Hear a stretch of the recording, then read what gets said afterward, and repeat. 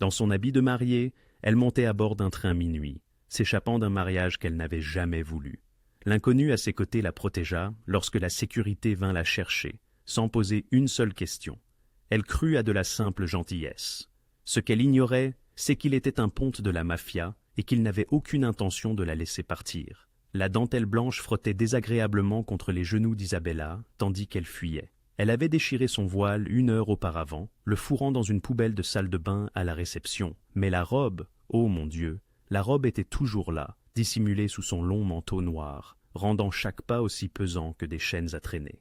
La gare était presque déserte à cette heure avancée de la nuit, avec seulement un sans-abri assoupi sur un banc et un concierge passant la serpillière à l'autre bout du quai. Les talons d'Isabella claquaient trop fort sur le béton. Elle grimace à chaque bruit. « Ils me trouveront, ils me trouvent toujours !» Son téléphone vibra dans sa poche. Elle ne jeta pas un œil. Elle savait que ce serait Marcus, son fiancé, ou, pire encore, son père, Richard Ashford, l'homme qui avait orchestré ce cauchemar d'engagement. L'homme qui avait clairement fait savoir que refuser n'était pas une option quand on devait à sa famille 12 millions de dollars, 12 000 dollars. Le père d'Isabella avait dilapidé toute sa fortune avant de mourir l'année précédente. La dette lui était retombée dessus comme un héritage inversé, et les Ashford avaient été ravis de tout pardonner, à un certain prix. Un mariage avec Marcus, une fusion de famille, une transaction enrubannée de fleurs et de champagne. Elle avait failli aller jusqu'au bout, avait presque avancé dans l'allée. Mais quand Marcus lui avait attrapé le poignet lors du dîner de répétition et avait murmuré « Tu feras ce qu'on te dit maintenant », quelque chose s'était brisé en elle. Alors, elle s'était enfuie. Le panneau d'affichage clignotait au-dessus d'elle. Train 47, 47 pour Chicago. Départ à 0, heure 8, 00 SX8 du matin. Quai 3, 3. Chicago, assez loin, assez vaste pour se volatiliser. Isabella fouilla dans son sac à main, en sortant le reste de son argent liquide. Elle avait retiré tout son compte plus tôt dans la journée, sachant que les Ashford bloqueraient tout dès qu'ils réaliseraient sa disparition. 347 $. 347 $. C'était tout ce qu'il lui restait au monde. Elle acheta le billet à une machine automatique et se hâta vers le quai 3, 3. C'est alors qu'elle les aperçut, 2 hommes en costume sombre, postés près de l'entrée. La sécurité des Ashford. Elle reconnut le plus grand, Greg, le garde du corps personnel de Marcus. Il parcourait la gare du regard, parlant dans une radio attachée à son col. Le cœur d'Isabella s'arrêta. Elle vira brusquement, se cachant derrière un pilier en béton. Non, non, non, pas maintenant, pas si près du but. Le train était déjà à quai, les portes ouvertes, le moteur ronronnant, à 50 pieds de distance. Il fallait juste qu'elle y arrive sans être vue. Elle attendit que Greg regarde dans l'autre direction, puis s'élança. Le manteau flottait derrière elle, la robe s'emmêlait autour de ses jambes. Elle faillit trébucher, mais se rattrapa à une rampe. « Hé, arrêtez !» La voix de Greg résonna dans la gare. Isabella ne se retourna pas. Elle courut droit vers le wagon le plus proche, se jetant littéralement à travers les portes, juste au moment où elles commençaient à se refermer. Le train s'ébranla. Elle trébucha dans l'allée, à bout de souffle, et s'effondra sur le premier siège vide qu'elle aperçut. Ses mains tremblaient, son corps entier tremblait. Par la fenêtre, elle pouvait voir Greg courir le long du quai, criant dans sa radio, mais le train prenait de la vitesse. En quelques secondes, la gare disparut dans l'obscurité derrière eux. Isabella pressa son front contre la vitre froide et tenta de retenir ses larmes. « Je l'ai fait, j'ai vraiment réussi. »« Tout va bien ?» La voix vint d'à côté d'elle, grave, calme et distinctement masculine. Isabella redressa brusquement la tête, réalisant pour la première fois qu'elle n'était pas seule dans le rang. Un homme était assis sur le siège voisin, la regardant de ses yeux sombres et impénétrables. Il avait peut-être la trentaine, vêtu d'un costume noir d'allure coûteuse, sans cravate. Ses cheveux foncés étaient légèrement ébouriffés, et il y avait quelque chose de déconcertant dans son immobilité, comme un prédateur décidant s'il devait bondir ou attendre. « Je vais bien, » dit rapidement Isabella, en essuyant ses yeux. « Désolé, je ne voulais pas... » « Tu fuis quelque chose. Ce n'était pas une question. » Isabella se raidit. « Je ne sais pas ce que tu... » Les hommes à la gare. Ils te pourchassaient. Sa gorge se serra. Elle jeta un coup d'œil autour du wagon. Il était presque vide. Juste quelques passagers éparpillés sur des sièges éloignés, la plupart endormis, personne ne faisant attention. « Je ne veux pas d'ennui, » murmura-t-elle. L'homme la regarda un instant de plus, puis se pencha en arrière sur son siège. « Moi non plus. » Quelque chose dans son ton lui fit croire, mais il y avait aussi autre chose là, quelque chose qui lui faisait sentir qu'il pouvait la mettre dans de bien beaux draps s'il le voulait. Ils restèrent silencieux, le train fendant la nuit. Isabella garda son manteau bien serré, essayant de dissimuler la robe ridicule en dessous. Elle se sentait exposée, vulnérable. Son téléphone vibra de nouveau. Cette fois, elle le sortit et vit 17 appels manqués. 12 de Marcus, 5 de Richard Ashford, et un message texte de Marcus. Tu ne peux pas te cacher de nous, Isabella. Tu nous appartiens. Elle éteignit complètement le téléphone et le rangea dans son sac. Mauvaise nuit demanda l'homme à côté d'elle, sa voix teintée d'une pointe d'amusement sombre. On pourrait dire ça. Robe de mariée sous le manteau. Les yeux d'Isabella s'écarquillèrent. Comment as-tu...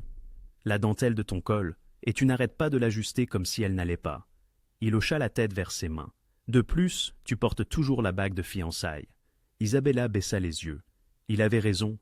L'énorme diamant que Marcus lui avait offert brillait toujours à son doigt, captant la faible lumière du train. Elle l'enleva immédiatement et le fourra dans la poche de son manteau. « Fiancé en fuite, » dit doucement l'homme. « Il faut du courage ou de la stupidité.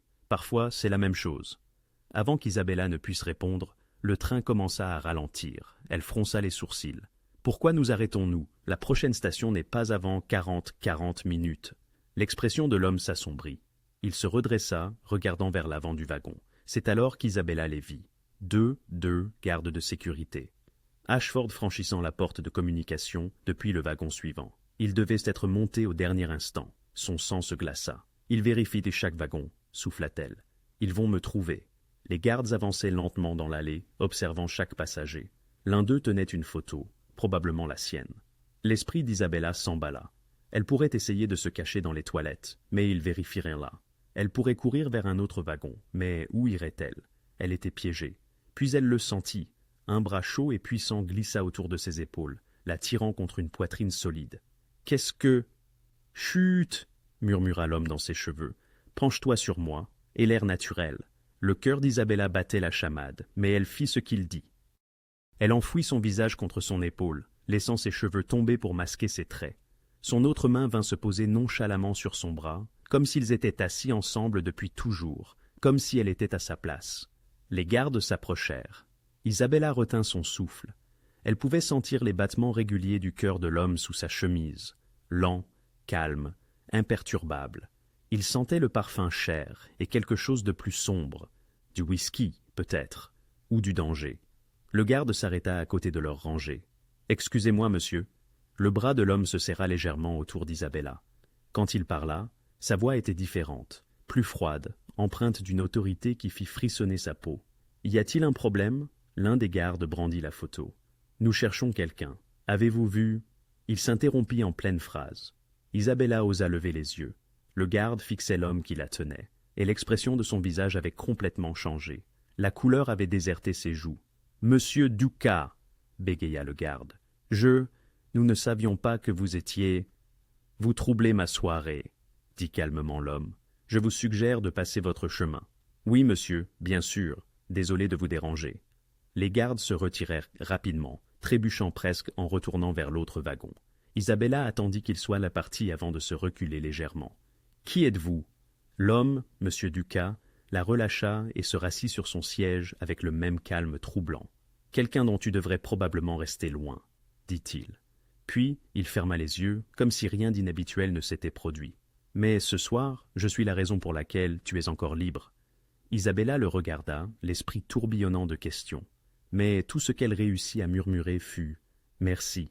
Il n'ouvrit pas les yeux. « Ne me remercie pas encore. » Isabella se réveilla sous le soleil traversant la fenêtre du train. Pendant un instant, elle oublia où elle se trouvait. Puis, tout lui revint en mémoire. Le mariage, la fuite, les gardes. Elle se redressa rapidement, le cou raide d'avoir dormi dans une position inconfortable contre la vitre. Le siège à côté d'elle était vide. Monsieur Ducat était parti. Isabella regarda autour du wagon. La plupart des autres passagers rassemblaient leurs affaires, se préparant à descendre. Par la fenêtre, elle apercevait l'horizon de Chicago poindre au loin, les bâtiments captant la lumière du petit matin. Elle était arrivée. Elle était vraiment là. Son soulagement dura exactement 3 secondes avant que la réalité ne la rattrape. Elle n'avait aucun projet, nulle part où loger. 300 $, 300 $, moins le billet de train, il lui restait à peine 250 $, 250 $.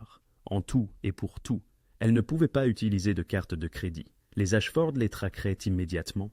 Un problème à la fois, se dit-elle. D'abord descendre de ce train, puis le reste.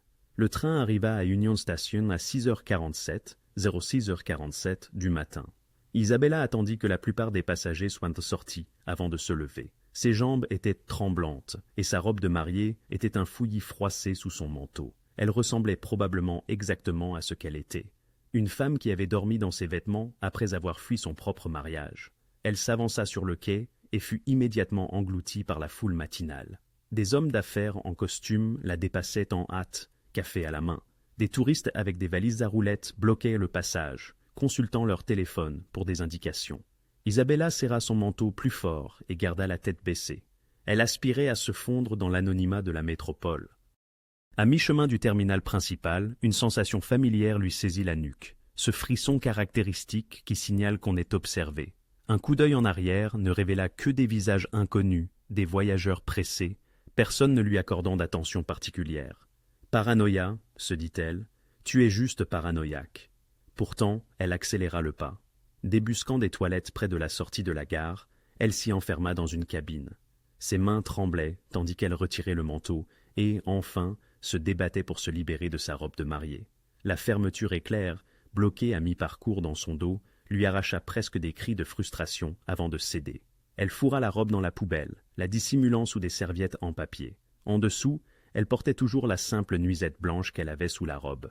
Cela devrait suffire, pensa-t-elle, jusqu'à ce qu'elle puisse s'acheter de vrais vêtements.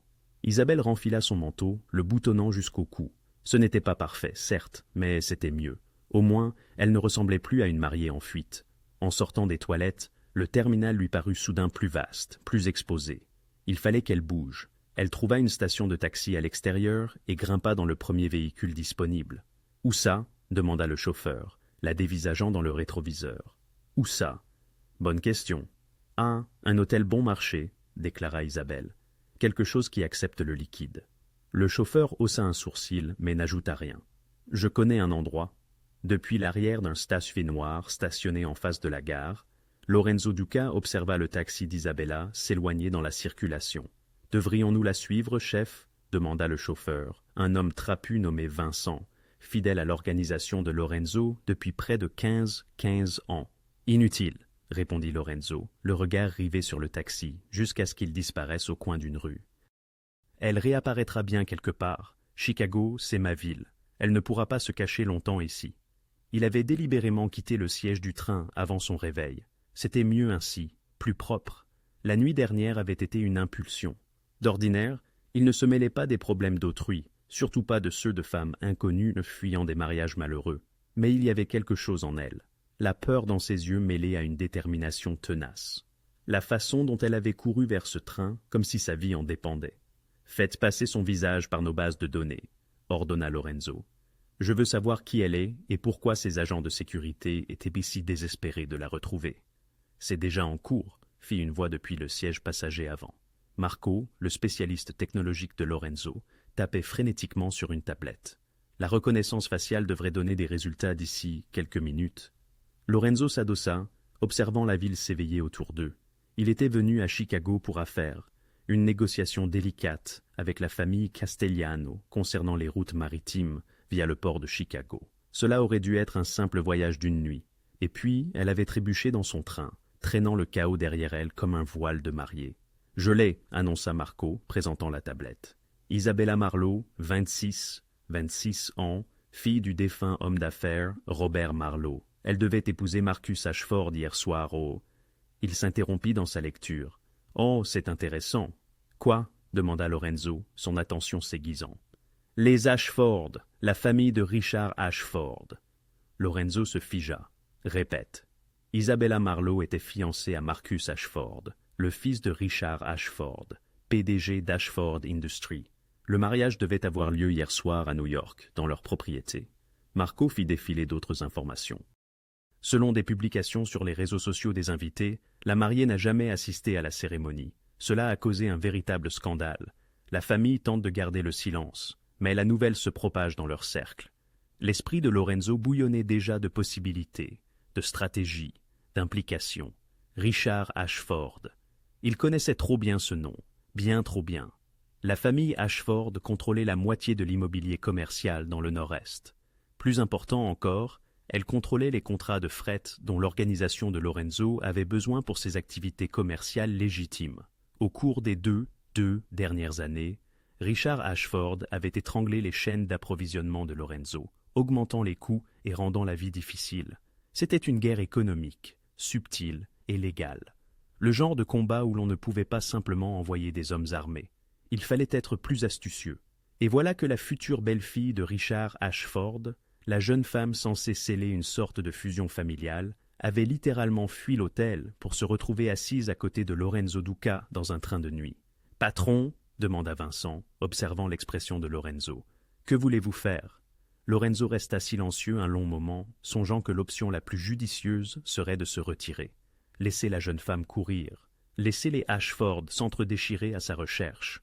Ce n'était pas son problème, mais Lorenzo n'avait pas bâti un empire en fuyant les opportunités. « Mettez-la sous surveillance, » dit-il finalement, discrètement. « Je veux savoir où elle va, à qui elle parle. Mais personne ne la touche, personne ne l'approche. Observez, c'est tout. » « Vous pensez que les Ashford vont la chercher » demanda Marco. « Oh, ils vont la chercher » répliqua Lorenzo. « Isabella Marlowe est désormais la personne disparue la plus précieuse de la ville, et ils ne sont pas les seuls à vouloir la trouver. » Il songea aux autres familles, aux factions rivales qui adoreraient exploiter l'embarras des Ashford. Il y avait au moins trois organisations rien qu'à Chicago qui enlèveraient Isabella pour avoir un levier sur Richard Ashford. La jeune femme avait fui une cage pour se jeter dans une ville pleine de prédateurs. « Monsieur, » dit Vincent prudemment, « si vous envisagez de l'utiliser contre les Ashford… »« Je n'envisage rien encore, » l'interrompit Lorenzo. « Je m'assure simplement qu'elle reste en vie assez longtemps pour que je puisse décider de ce que je vais faire d'elle. » Ce n'était pas tout à fait un mensonge, mais ce n'était pas non plus tout à fait la vérité. Lorenzo sortit son téléphone et composa un numéro. La personne répondit à la première sonnerie. « J'ai besoin de renseignements sur quelqu'un, » dit-il. « Isabella Marlowe. Découvrez où elle loge, ce qu'elle fait, et assurez-vous que personne ne la trouve avant moi. » Il raccrocha et regarda de nouveau vers l'entrée de la gare où il l'avait vue pour la dernière fois. « Ne me remercie pas encore, » lui avait-il dit dans le train. Il avait le sentiment que ces mots allaient devenir très pertinents. L'auberge se nommait « The Roosevelt », bien qu'il soit improbable qu'un Roosevelt ait jamais franchi ses portes. La peinture s'écaillait, la moquette était tachée, et Isabella était quasi certaine que quelque chose vivait dans les murs, à en juger par les grattements nocturnes. Mais c'était bon marché, 40 $ la nuit, en liquide, sans pièce d'identité exigée. « Combien de temps restez-vous » avait demandé le réceptionniste lors de son enregistrement. « 3 jours auparavant. » C'était un vieil homme aux dents jaunes et à l'air blasé. « Je ne sais pas encore » avait répondu Isabella, glissant 200 $ sur le comptoir. « Une semaine peut-être. » Le réceptionniste avait haussé les épaules et lui avait tendu la clé de la chambre 207. Aucune question n'avait été posée. C'était exactement ce dont elle avait besoin. Isabella avait survécu grâce à des sandwichs de station-service et avait évité les miroirs. Chaque fois qu'elle croisait son reflet, elle se reconnaissait à peine. Ses cheveux étaient emmêlés, son visage pâle. Les vêtements de créateur et le maquillage impeccable de son ancienne vie lui semblaient appartenir à quelqu'un d'autre. Le quatrième jour de son séjour à Chicago, elle se mit en quête de travail. Elle ne pouvait pas rester enfermée indéfiniment dans cette chambre. Son argent s'amenuisait et l'inaction l'incitait à trop réfléchir. Réfléchir à Marcus, aux Ashford, à la vie qu'elle avait détruite en s'enfuyant. Elle découvrit un petit café nommé Rosie's, au coin d'une rue paisible de Pilsen. Le panneau « Aide recherchée » dans la vitrine semblait être là depuis des mois, le papier jauni et gondolé. À l'intérieur, l'endroit était chaleureux, des chaises dépareillées, des œuvres d'art locales sur les murs et l'odeur du café frais et des roulés à la cannelle. Quelques clients étaient dispersés aux tables, tapotant sur leurs ordinateurs portables ou lisant des livres. Derrière le comptoir se tenait une femme d'une 50aine d'années, aux cheveux striés de gris et aux yeux bienveillants. « Vous êtes là pour le poste ?» demanda-t-elle, avant même qu'Isabella n'ait prononcé un mot. « Oui, je n'ai pas de CV ni rien. Mais je suis une bosseuse. Je peux commencer tout de suite. » La femme l'observa un instant. Isabella se demanda ce qu'elle voyait. Le désespoir probablement, peut-être la peur. « Vous savez faire le café ?» demanda la femme. « Je peux apprendre. »« Vous fuyez quelque chose ?» La gorge d'Isabella se serra. « Pourquoi diriez-vous ? Ma chère, je possède cet endroit depuis 20 ans. Je connais ce regard. » La femme s'essuya les mains sur son tablier. « Je n'ai pas besoin de connaître les détails, mais si vous comptez me causer des ennuis, je dois le savoir maintenant. »« Pas d'ennuis, » dit vivement Isabella. « J'ai juste besoin d'un nouveau départ, s'il vous plaît. » La femme resta silencieuse un instant, puis hocha la tête. « Je suis Rosie. Quel est votre nom ?» Isabella hésita. Elle ne pouvait pas utiliser son vrai nom. Les Ashford auraient des gens à sa recherche. « Emma ?» dit-elle. « Emma Collins. » « Eh bien, Emma Collins, vous commencez demain à 6 heures du matin. 20 $ de l'heure en liquide à la fin de chaque semaine. Vous arrivez à l'heure, travaillez dur, et nous nous entendrons bien. » Un torrent de soulagement inonda Isabella. « Merci, merci beaucoup. Ne me remerciez pas encore. Le rush du matin, c'est le chaos. » Dans un bureau aux parois vitrées, situé à 30 étages au-dessus de Michigan Avenue, Richard Ashford se tenait à la fenêtre, contemplant la ville en contrebas. « Toujours rien ?» demanda-t-il sans se retourner. Derrière lui, son chef de sécurité s'agita inconfortablement. « Nous l'avons suivie jusqu'à Chicago, monsieur. Elle a pris le train de nuit depuis Penn Station, mais après son arrivée à Union Station hier matin, la piste se refroidit. C'est inacceptable. Nous faisons preuve de discrétion comme vous l'avez demandé. Pas d'intervention policière, pas d'annonce publique. Mais Chicago est une grande ville, et si elle utilise du liquide... » « Je me fiche de la taille de la ville, » l'interrompit Richard, le visage glacial. « Trouvez-la. Marcus est humilié. Nos investisseurs posent des questions. La fusion avec les actifs Marlowe dépend de ce mariage. Monsieur, avec tout le respect que je vous dois, si la jeune femme ne veut pas... » « Je me fiche de ce qu'elle veut, » claqua Richard. « Son père nous devait 12 millions de dollars. Elle a accepté les conditions. Elle remplira son obligation. » Le chef de la sécurité inclina l'épaule, son expression rigide. « Nos équipes ratissent les hôtels, les auberges et les refuges. Nous surveillons son téléphone, bien qu'il soit éteint depuis sa disparition. Nous avons également discrètement mobilisé nos contacts à travers la ville. Quelqu'un la repérera, tôt ou tard. Qu'il en soit tôt plutôt que tard, intima Richard. Et quand vous la retrouverez, ramenez-la sans esclandre. Le dernier point dont nous avons besoin est d'accentuer la visibilité sur ce désastre. » Après le départ du chef de la sécurité, Richard demeura devant la fenêtre. Isabella Marlowe avait toujours été une jeune femme discrète et docile. Il était persuadé qu'elle accepterait son destin avec la raison qui la caractérisait. Ce mariage résoudrait tous les problèmes. Il effacerait les dettes de son père, offrirait à Marcus une épouse digne et sécuriserait les derniers actifs de la famille Marlowe. S'enfuir était un acte stupide, imprudent, mais Richard la retrouverait. Il mettait toujours la main sur ce qui lui appartenait. À l'autre bout de la ville, Lorenzo était assis dans sa voiture, garée devant le Rosie's Café, observant à travers ses vitres teintées, Isabella, se faisant désormais appeler Emma, nettoyer les tables et remplir les tasses de café. Cela faisait deux jours qu'elle y travaillait. Ses hommes l'avaient localisée quelques heures seulement après qu'elle ait décroché cet emploi. « Elle est douée pour se cacher », observa Marco depuis le siège passager. Faux nom, paiement uniquement en espèces, et logée dans une auberge qui ne tient pas de registre. La plupart des gens n'y penseraient pas. Elle est intelligente, admit Lorenzo. Désespérée, mais intelligente. Il regarda Isabella rire à une remarque d'un client. Elle avait l'air différente de la femme terrifiée qu'il avait rencontrée dans le train. Plus détendue, presque normale. Presque. Mais Lorenzo décelait la manière dont son regard s'échappait vers la porte chaque fois qu'elle s'ouvrait, la façon dont ses épaules se tendaient dès qu'un regard s'attardait un peu trop sur elle. Elle était toujours en fuite, même immobile. Les Ashford la recherchent activement, poursuivit Marco. Ils agissent discrètement, mais nos informateurs confirment que Richard Ashford a personnellement mobilisé son équipe de sécurité. Ils inspectent chaque hôtel bon marché et chaque auberge de la ville. Combien de temps avant qu'ils ne la trouvent ? 1 semaine, peut-être 2, si elle est chanceuse. Ils sont méticuleux. Lorenzo tambourinait des doigts sur le volant, plongé dans ses réflexions. Son bras droit lui avait déjà exposé les avantages stratégiques de contrôler Isabella. Elle représentait un levier puissant contre les Ashford. Si Lorenzo le souhaitait, il pourrait l'utiliser pour négocier des conditions plus favorables sur les contrats de transport maritime, les transactions immobilières et une multitude d'autres affaires que Richard Ashford s'était obstiné à bloquer. Ce n'était que du pur pragmatisme. Cependant, en la regardant à cet instant, servant du café avec ce sourire empreint de fragilité, Lorenzo sentit autre chose, quelque chose qui transcendait le domaine des affaires. Elle avait eu le courage de s'enfuir, de choisir la liberté au détriment de la sécurité, même si cela impliquait de tout perdre. Dans son univers, une telle audace était une denrée rare. « Patron, demanda Marco, quelle est la stratégie ?» Lorenzo resta silencieux un instant de plus. Puis, il sortit son téléphone et composa un numéro. « C'est moi, dit-il lorsque l'appel fut décroché.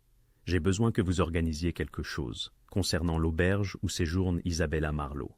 Je veux qu'elle soit acquise, discrètement. Utilisez une société écran.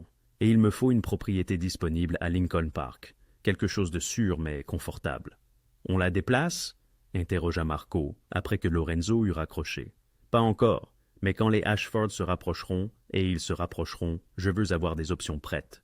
Vous la protégez ? Je protège un atout, rectifia Lorenzo. Pourtant, même en prononçant ces mots, il savait qu'ils n'étaient pas entièrement exacts. Il observa Isabella porter un plateau de café à une table d'étudiants. Elle s'efforçait tellement de bâtir une vie normale à partir de rien. Elle n'avait aucune idée du nombre de loups qui rôdaient, lui y compris. Le bureau de Lorenzo offrait une vue imprenable sur la rivière Chicago, un tableau d'acier, de verre et de puissance. Mais, à cet instant, ce n'était pas le panorama qu'il contemplait. Son regard était fixé sur le dossier posé sur son bureau. Isabella Marlowe, 26 ans, diplômée en histoire de l'art de la NYU. Aucun antécédent judiciaire et une absence remarquée des réseaux sociaux au cours des trois derniers mois. Ingénieuse. Son père avait possédé une entreprise d'importation de taille moyenne, avant de tout perdre au jeu et de succomber à une crise cardiaque. Les Ashford s'étaient engouffrés dans la brèche immédiatement après, proposant d'effacer la dette en échange de la main d'Isabella. Une solution d'un autre temps pour un imbroglio contemporain. Vous pensez toujours à la jeune femme ? Lorenzo leva les yeux et aperçut son conciliaire, Anthony Russo, dans l'embrasure de la porte.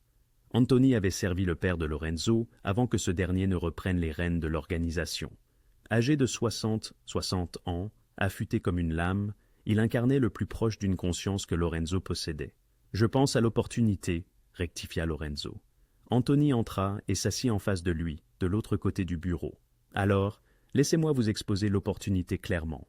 Richard Ashford étouffe nos entreprises légitimes depuis deux ans. Il contrôle les biens immobiliers commerciaux dont nous avons besoin pour notre expansion. Il a bloqué trois de nos contrats de transport. Il nous a coûté environ 4 millions en bénéfices perdus, j'en suis conscient. Alors, vous savez aussi que sa fiancée en fuite est actuellement serveuse à 6 miles d'ici, totalement sans protection. Anthony se pencha en avant. Elle est un levier, Lorenzo, pur et simple. Vous possédez quelque chose qu'Ashford désire désespérément. Utilisez-la. Comment suggéreriez-vous que je l'utilise ? Faites-lui savoir que vous l'avez. Négociez. Échangez son retour contre tout ce dont nous avons besoin. Les contrats de transport, les transactions immobilières, l'accès exclusif aux installations du port de Chicago. Il acceptera n'importe quoi pour éviter l'humiliation publique de la perdre 2 fois. C'était logique, stratégique, exactement la démarche qu'aurait adoptée son père. Mais Lorenzo ne cessait de repenser à Isabella dans ce train, exténuée, terrifiée, mais continuant de fuir, de se battre. « Et si elle ne souhaite pas retourner ?» interrogea Lorenzo. Anthony haussa les épaules. « Depuis quand nous importons les désirs de quiconque ? C'est une affaire. »« Ce n'est pas un chargement, » rétorqua Anthony. « Non, elle est tout mieux. Elle est un levier contre l'un de nos plus grands ennemis. » Anthony étudia Lorenzo d'un œil averti. « Mais vous ne la voyez pas comme ça, n'est-ce pas ?» Lorenzo ne répondit pas. « Patron, je vous connais depuis 15 ans. Je sais quand vous pensez avec votre tête et quand vous pensez avec autre chose. » La voix d'Anthony s'adoucit légèrement. « Cette jeune femme, elle est jolie, elle est en difficulté. Elle vous rappelle quelqu'un que vous voulez sauver. Mais à la sauver n'aide pas notre organisation. L'utiliser, oui. Je n'ai pas encore statué sur ma décision. Alors décidez-vous rapidement, car les Ashford la retrouveront bientôt. Et quand ils le feront, votre fenêtre d'opportunité se refermera. » Après le départ d'Anthony, Lorenzo demeura longtemps silencieux. Il savait que son conciliaire avait raison. Les affaires étaient que les affaires. Le sentiment était un luxe qu'il ne pouvait se permettre, pas dans sa position. Son organisation comptait 200 personnes qui dépendaient de lui pour leurs moyens de subsistance, certaines par des voies légitimes, d'autres moins. Il ne pouvait laisser des émotions personnelles compromettre cela. Pourtant, il ne parvenait pas à effacer l'image d'Isabella dans ce train, murmurant « Merci », comme si ces deux mots lui coûtaient tout. Il prit une décision. Le lendemain matin, à 7h15, Lorenzo franchit la porte du Rosie's Café. L'endroit était bondé, en plein dans le rush matinal dont Anthony avait mis en garde Isabella. Des clients s'alignaient au comptoir, lançant leurs commandes. Rosie s'affairait à la machine à espresso, tandis qu'Isabella gérait la caisse et emballait les pâtisseries avec des gestes vifs et efficaces. Elle ne le remarqua pas d'emblée. Lorenzo commanda un café noir et choisit une table près de la fenêtre. Il sortit son téléphone, feignant de consulter des emails, mais il l'observait en réalité. Elle était douée pour cela, amicale avec les clients sans être trop familière, rapide sans paraître pressée. Elle souriait, mais son regard ne reflétait jamais pleinement ce sourire. Un homme en costume d'affaires s'impatienta au sujet de sa commande, élevant la voix. « J'ai dit sans sucre, est-ce si compliqué ?» Isabella s'excusa calmement, refit la boisson elle-même et la lui tendit avec ce même sourire fragile. L'homme ne la remercia même pas. Lorenzo sentit sa mâchoire se crisper. Il revint le lendemain et le jour d'après, commandant toujours la même chose. Un café noir, s'asseyant toujours à la même table près de la fenêtre. Il variait légèrement son heure d'arrivée pour ne pas paraître suspect. Parfois à 7h, parfois à 8h, une fois à 6h30, à l'ouverture du café. Le troisième jour, Isabella le reconnut enfin.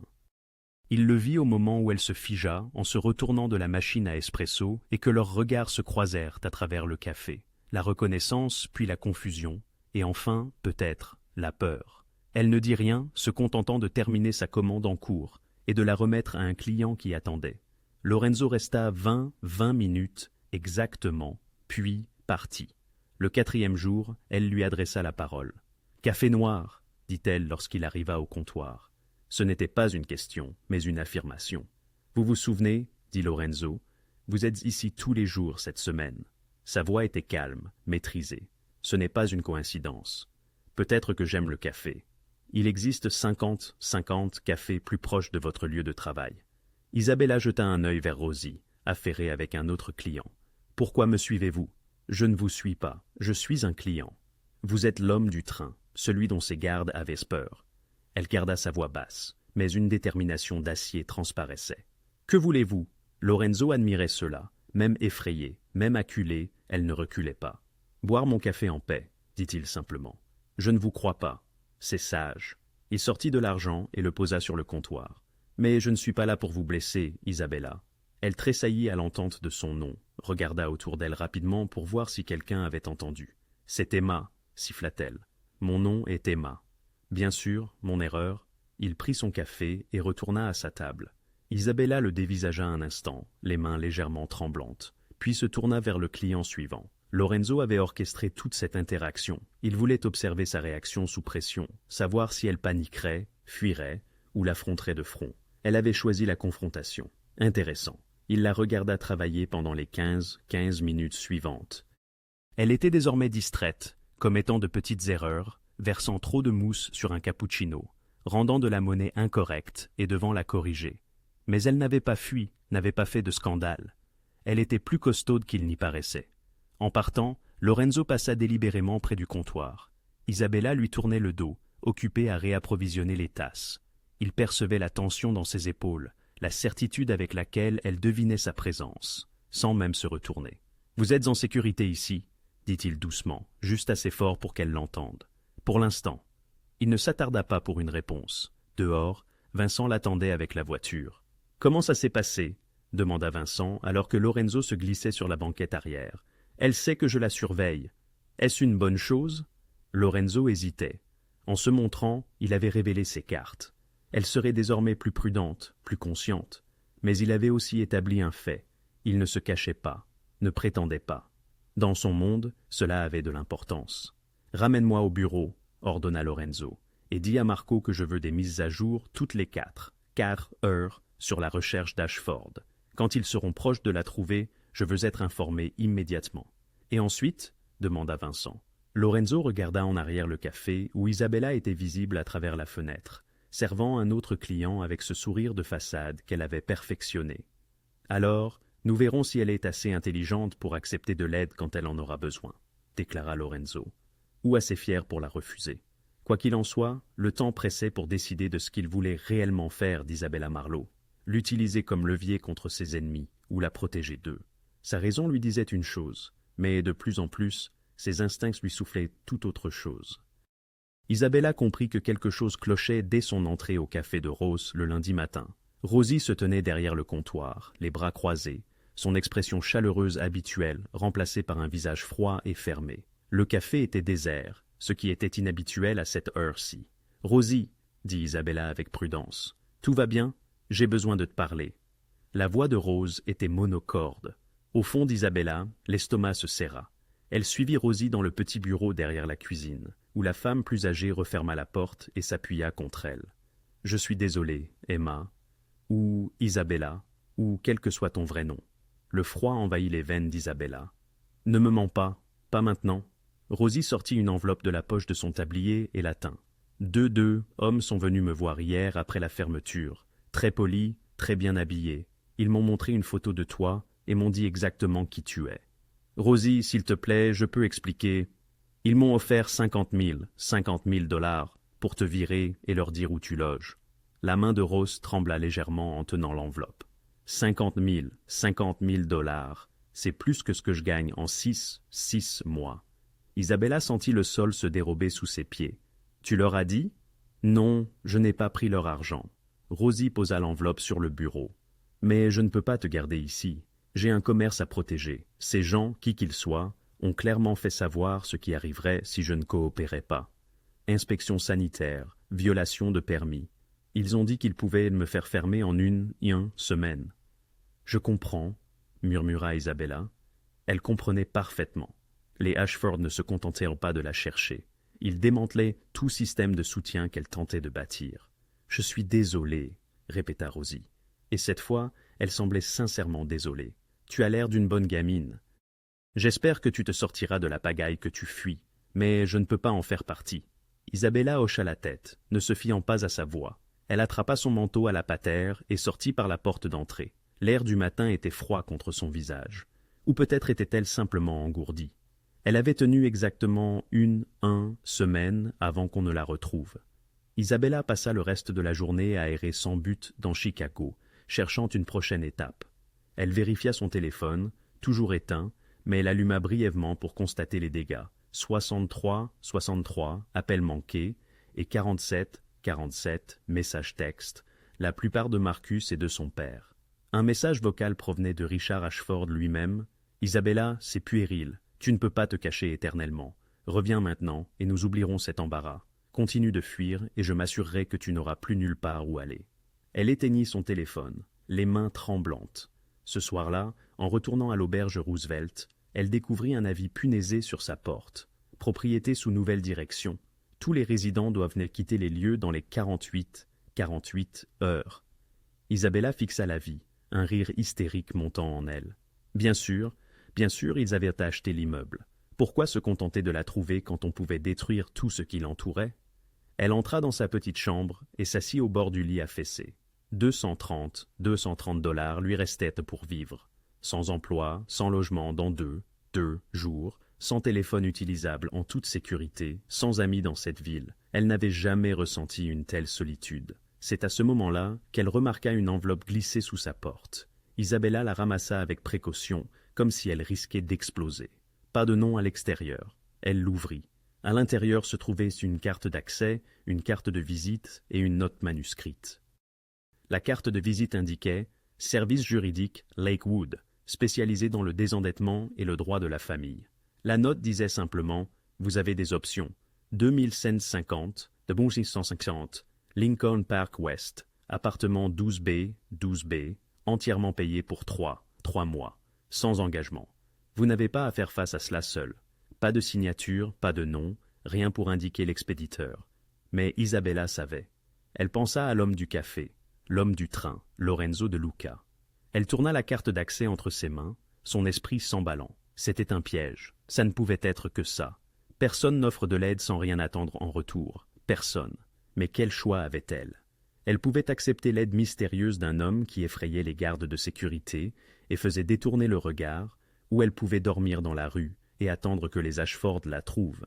Aucune option ne semblait synonyme de liberté. Lorenzo reçut le texto de Marco à 20h47. 20h47. Colis livré, pas de réponse. Il se tenait sur le balcon de son penthouse, un verre de whisky à la main, contemplant les lumières de la ville. Quelque part là-bas, Isabella lisait sa note, tenant cette carte d'accès, essayant de décider s'il était un sauveur ou juste un autre prédateur. Il ne lui reprochait pas sa méfiance. « Tu t'impliques trop », dit Anthony derrière lui. Le consul s'était introduit. Il était l'un des rares à pouvoir le faire. « Les Ashford ont trouvé son lieu de travail », déclara Lorenzo. « Ils ont payé son patron, menacé son propriétaire. Ils l'étouffent économiquement, tactique de pression classique. Donc elle est désespérée. Le moment idéal pour agir, répondit Anthony, le rejoignant sur le balcon. Offrir une protection en échange d'une coopération, l'utiliser pour négocier avec Ashford. C'est ce que je te dis depuis le début. J'offre une protection, sans condition. Anthony resta silencieux un instant. Sans condition, elle a besoin d'aide. Tu l'as fournie par pure bonté de cœur. Le ton d'Anthony laissait transparaître qu'il n'y croyait pas une seconde. Par stratégie, rectifia Lorenzo. Si les Ashford la brisent, elle ne me sera d'aucune utilité. Si elle est forte, indépendante, et qu'elle me doit une faveur, c'est précieux. Et si elle refuse votre aide? Alors elle la refuse. Lorenzo prit une gorgée de whisky. Je ne vais pas la forcer à quoi que ce soit, elle en a assez eu. Tu n'es pas ton père, dit Anthony doucement.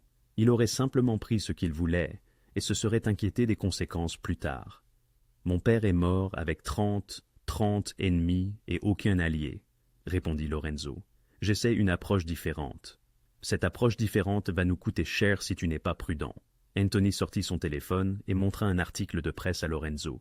Les Ashford sont en train d'agir. Ils viennent de racheter ton partenaire d'expédition à Gary, Indiana. Ils étranglent encore plus tes lignes d'approvisionnement. Lorenzo lut l'article, la mâchoire serrée. Richard Ashford intensifiait la pression, ce qui signifiait qu'il devenait désespéré. Il panique, dit Lorenzo. Le mariage était censé avoir lieu il y a deux semaines. Ses investisseurs posent des questions. Son fils est humilié. La fuite d'Isabella n'est pas seulement personnelle, elle affecte sa crédibilité commerciale, ce qui le rend dangereux, prévint Anthony. Les hommes désespérés prenaient des décisions stupides. Lorenzo pensa à Isabella seule dans cette auberge, lisant sa note, faisant son choix. Alors nous nous assurerons d'être plus intelligents que lui, déclara Lorenzo. Son téléphone vibra, un texto d'un numéro inconnu. Qui êtes-vous et que me voulez-vous? Lorenzo sourit légèrement. Elle avait gardé le téléphone prépayé qu'il avait inclus dans l'enveloppe. Phil, intelligente, tapa-t-il en réponse. Une amie, rien de plus. Sa réponse vint rapidement. Je n'ai pas d'amis qui savent où je loge avant que je leur dise. Bon point, tapa Lorenzo. Mais tu n'as pas beaucoup d'amis non plus. Prends l'appartement. Utilise l'avocat. Sans engagement. Tout le monde a des contraintes. Pas tout le monde, écrivit Lorenzo. Puis, après une pause, tu m'as impressionné dans ce train. Tu m'impressionnes encore maintenant. J'aimerais t'aider à rester libre. C'est tout. Plusieurs minutes s'écoulèrent sans réponse. Lorenzo attendit, observant les lumières de la ville s'estomper dans sa vision périphérique. Finalement, pourquoi? Lorenzo réfléchit attentivement à sa réponse. Il pourrait lui parler de l'avantage, de la stratégie commerciale, du jeu qu'il menait avec les Ashford. Il pourrait être honnête quant à son utilité potentielle. Au lieu de cela, il tapa « parce que quelqu'un devrait ». Une autre longue pause, puis « l'appartement, c'est tout. Je ne veux rien d'autre de toi. Compris. Je suis sérieuse. Reste loin de moi. » Lorenzo regarda ces mots un long moment. Puis il tapa. « J'essaierai, mais les Ashford ne le feront pas. Sois prudente, Isabella. » Il utilisa son vrai nom délibérément. Voulait qu'elle comprenne. Il la voyait vraiment. Non pas seulement comme un levier ou un pion, mais comme une personne. Aucune réponse ne vint. Lorenzo rangea son téléphone et termina son whisky. Elle avait accepté l'appartement, ce qui démontrait une intelligence suffisante pour reconnaître un besoin d'aide, même de sources douteuses. Mais elle avait aussi tracé une limite. Elle ne lui faisait pas confiance, ne le voulait pas proche. Et Lorenzo pensait que c'était probablement sage. L'appartement au 2550, 1650, Lincoln Park West, n'avait rien à voir avec l'auberge. Des baies vitrées donnant sur le parc. Des parquets en bois dur, une cuisine avec des appareils qui fonctionnaient réellement, un lit qui ne s'affaissait pas au milieu. Durant 5 longues minutes la première nuit, Isabella demeura figée sur le seuil, persuadée d'avoir commis une erreur d'unité. Pourtant, la carte-clé avait fonctionné, et à l'intérieur, elle avait trouvé des provisions dans le réfrigérateur, des articles de toilette dans la salle de bain, et une penderie garnie de vêtements simples, parfaitement à sa taille. C'était trop, bien trop. Mais elle était également trop épuisée et désespérée pour refuser. Cela faisait 3 jours. 3 jours à dormir dans un vrai lit, à manger de la vraie nourriture, s'efforçant de ne pas songer aux contreparties que Lorenzo Duca pourrait exiger. Elle avait contacté l'avocat dont il lui avait remis la carte. Lakewood Legal Services s'était avéré légitime. Ils avaient examiné la situation débitrice de son père et l'avaient assuré qu'il pourrait potentiellement contester les termes de l'accord Ashford. Les contrats signés sous la contrainte, avait-il précisé, n'étaient-ils pas toujours exécutoires. Ce fut la première véritable lueur d'espoir qu'elle ressentait depuis des semaines. La quatrième nuit, Isabelle a commis l'erreur de se sentir en sécurité. Elle sortait de la douche, les cheveux encore humides, vêtue d'un grand t-shirt et d'un pantalon de survêtement. Elle préparait du thé dans la cuisine quand un son la alerta. Le clic du verrou de la porte d'entrée, non pas le bip électronique d'une carte clé, un dépassement manuel, quelqu'un forçant la serrure. Le sang d'Isabella se figea. Elle saisit le couteau de cuisine et recula vers la chambre, son cœur battant à tout rompre. La porte s'ouvrit en grand. 3 hommes entrèrent. Ce n'était pas la sécurité d'Ashford. Elle en avait suffisamment croisé pour reconnaître leur style. Ces hommes-là étaient différents, plus rugueux. L'un portait une cicatrice sur la joue, un autre, une veste en cuir qui laissait deviner une arme dissimulée. « Isabella Marlowe », dit le balafré, sa voix empreinte d'un léger accent. « Boston, peut-être. Nous vous cherchions. Qui êtes-vous » Isabella tenait le couteau devant elle, s'efforçant de garder la main ferme. « Des amis de vos oncles », sourit l'homme, mais son sourire n'atteignait pas ses yeux. Thomas Marlowe, il était très inquiet pour sa nièce. L'oncle d'Isabella, le jeune frère de son père. Elle n'avait pas parlé à Thomas depuis 5 ans, pas depuis qu'il avait tenté de convaincre son père de vendre l'entreprise familiale à ses associés, des associés qui s'étaient révélés être des usuriers. « Thomas vous a envoyé ?»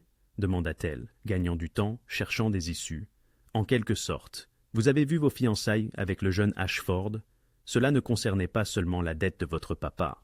Il s'agissait du contrôle des biens de la famille Marlowe, et votre oncle Thomas pense que vous devriez prendre d'autres arrangements. »« Je ne fais aucun arrangement avec qui que ce soit, » déclara Isabella. « Sortez. » L'homme rit. « Ce n'est pas comme ça que ça marche, chérie. Vous venez avec nous, nous aurons une agréable conversation sur votre avenir, et vous signerez des papiers qui rendront tout le monde très heureux. » Il fit un pas en avant. Isabella lança le couteau. Ce fut un lancer désastreux. Le couteau atterrit sans danger contre le mur, mais cela lui offrit une seconde de répit. Elle s'élança vers la chambre, espérant s'y enfermer, voire s'échapper par la fenêtre. Une main la saisit par le bras, la tirant en arrière. Elle hurla, se débattant, griffant le visage de l'homme. Puis, soudain, il ne la tenait plus. Il volait en arrière, percutant la table basse avec un craquement répugnant. Isabella trébucha, confuse, et les vit. 2 hommes, en costume sombre, étaient apparus de nulle part, se déplaçant avec une précision professionnelle. L'un d'eux maintenait l'homme balafré au sol, un genou sur son dos. L'autre se battait avec le second intrus. Le troisième homme, celui à la veste de cuir, sortit une arme. « Personne ne bouge !» cria-t-il.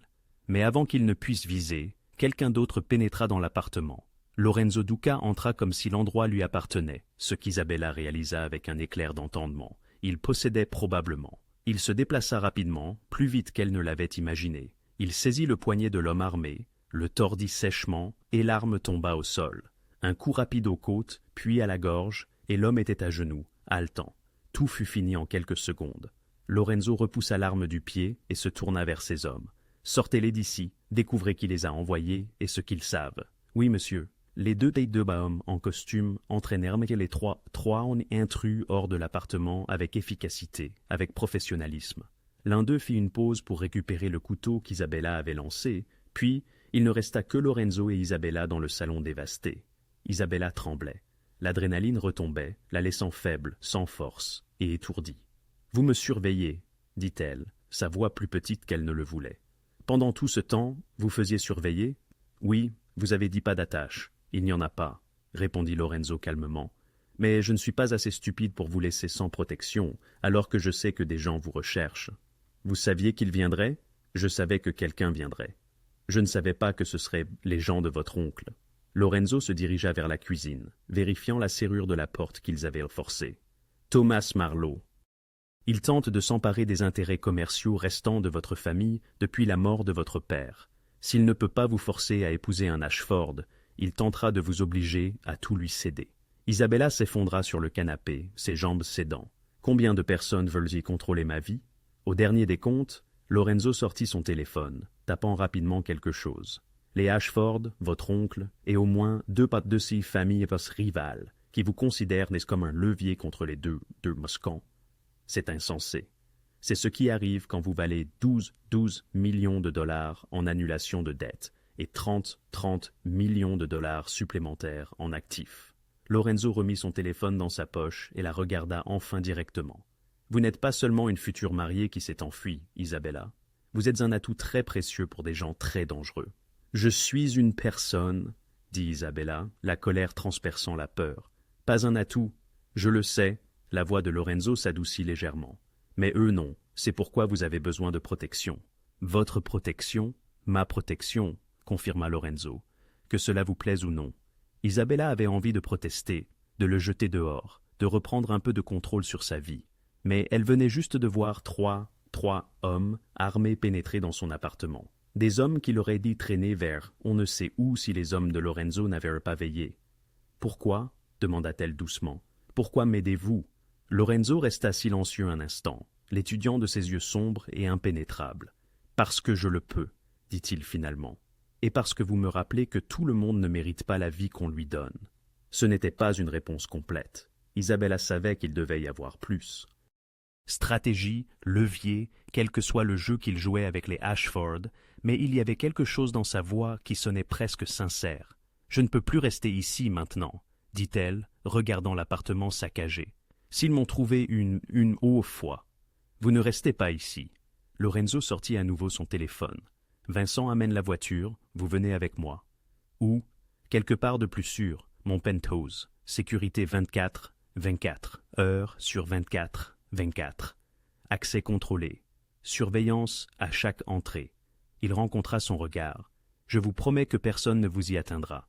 Isabella savait qu'elle devrait refuser, devrait tracer une autre ligne, maintenir une certaine distance entre elle et cet homme qui continuait d'apparaître aux moments exacts où son monde s'écroulait. Mais elle était aussi assez lucide pour reconnaître qu'elle était à court d'options.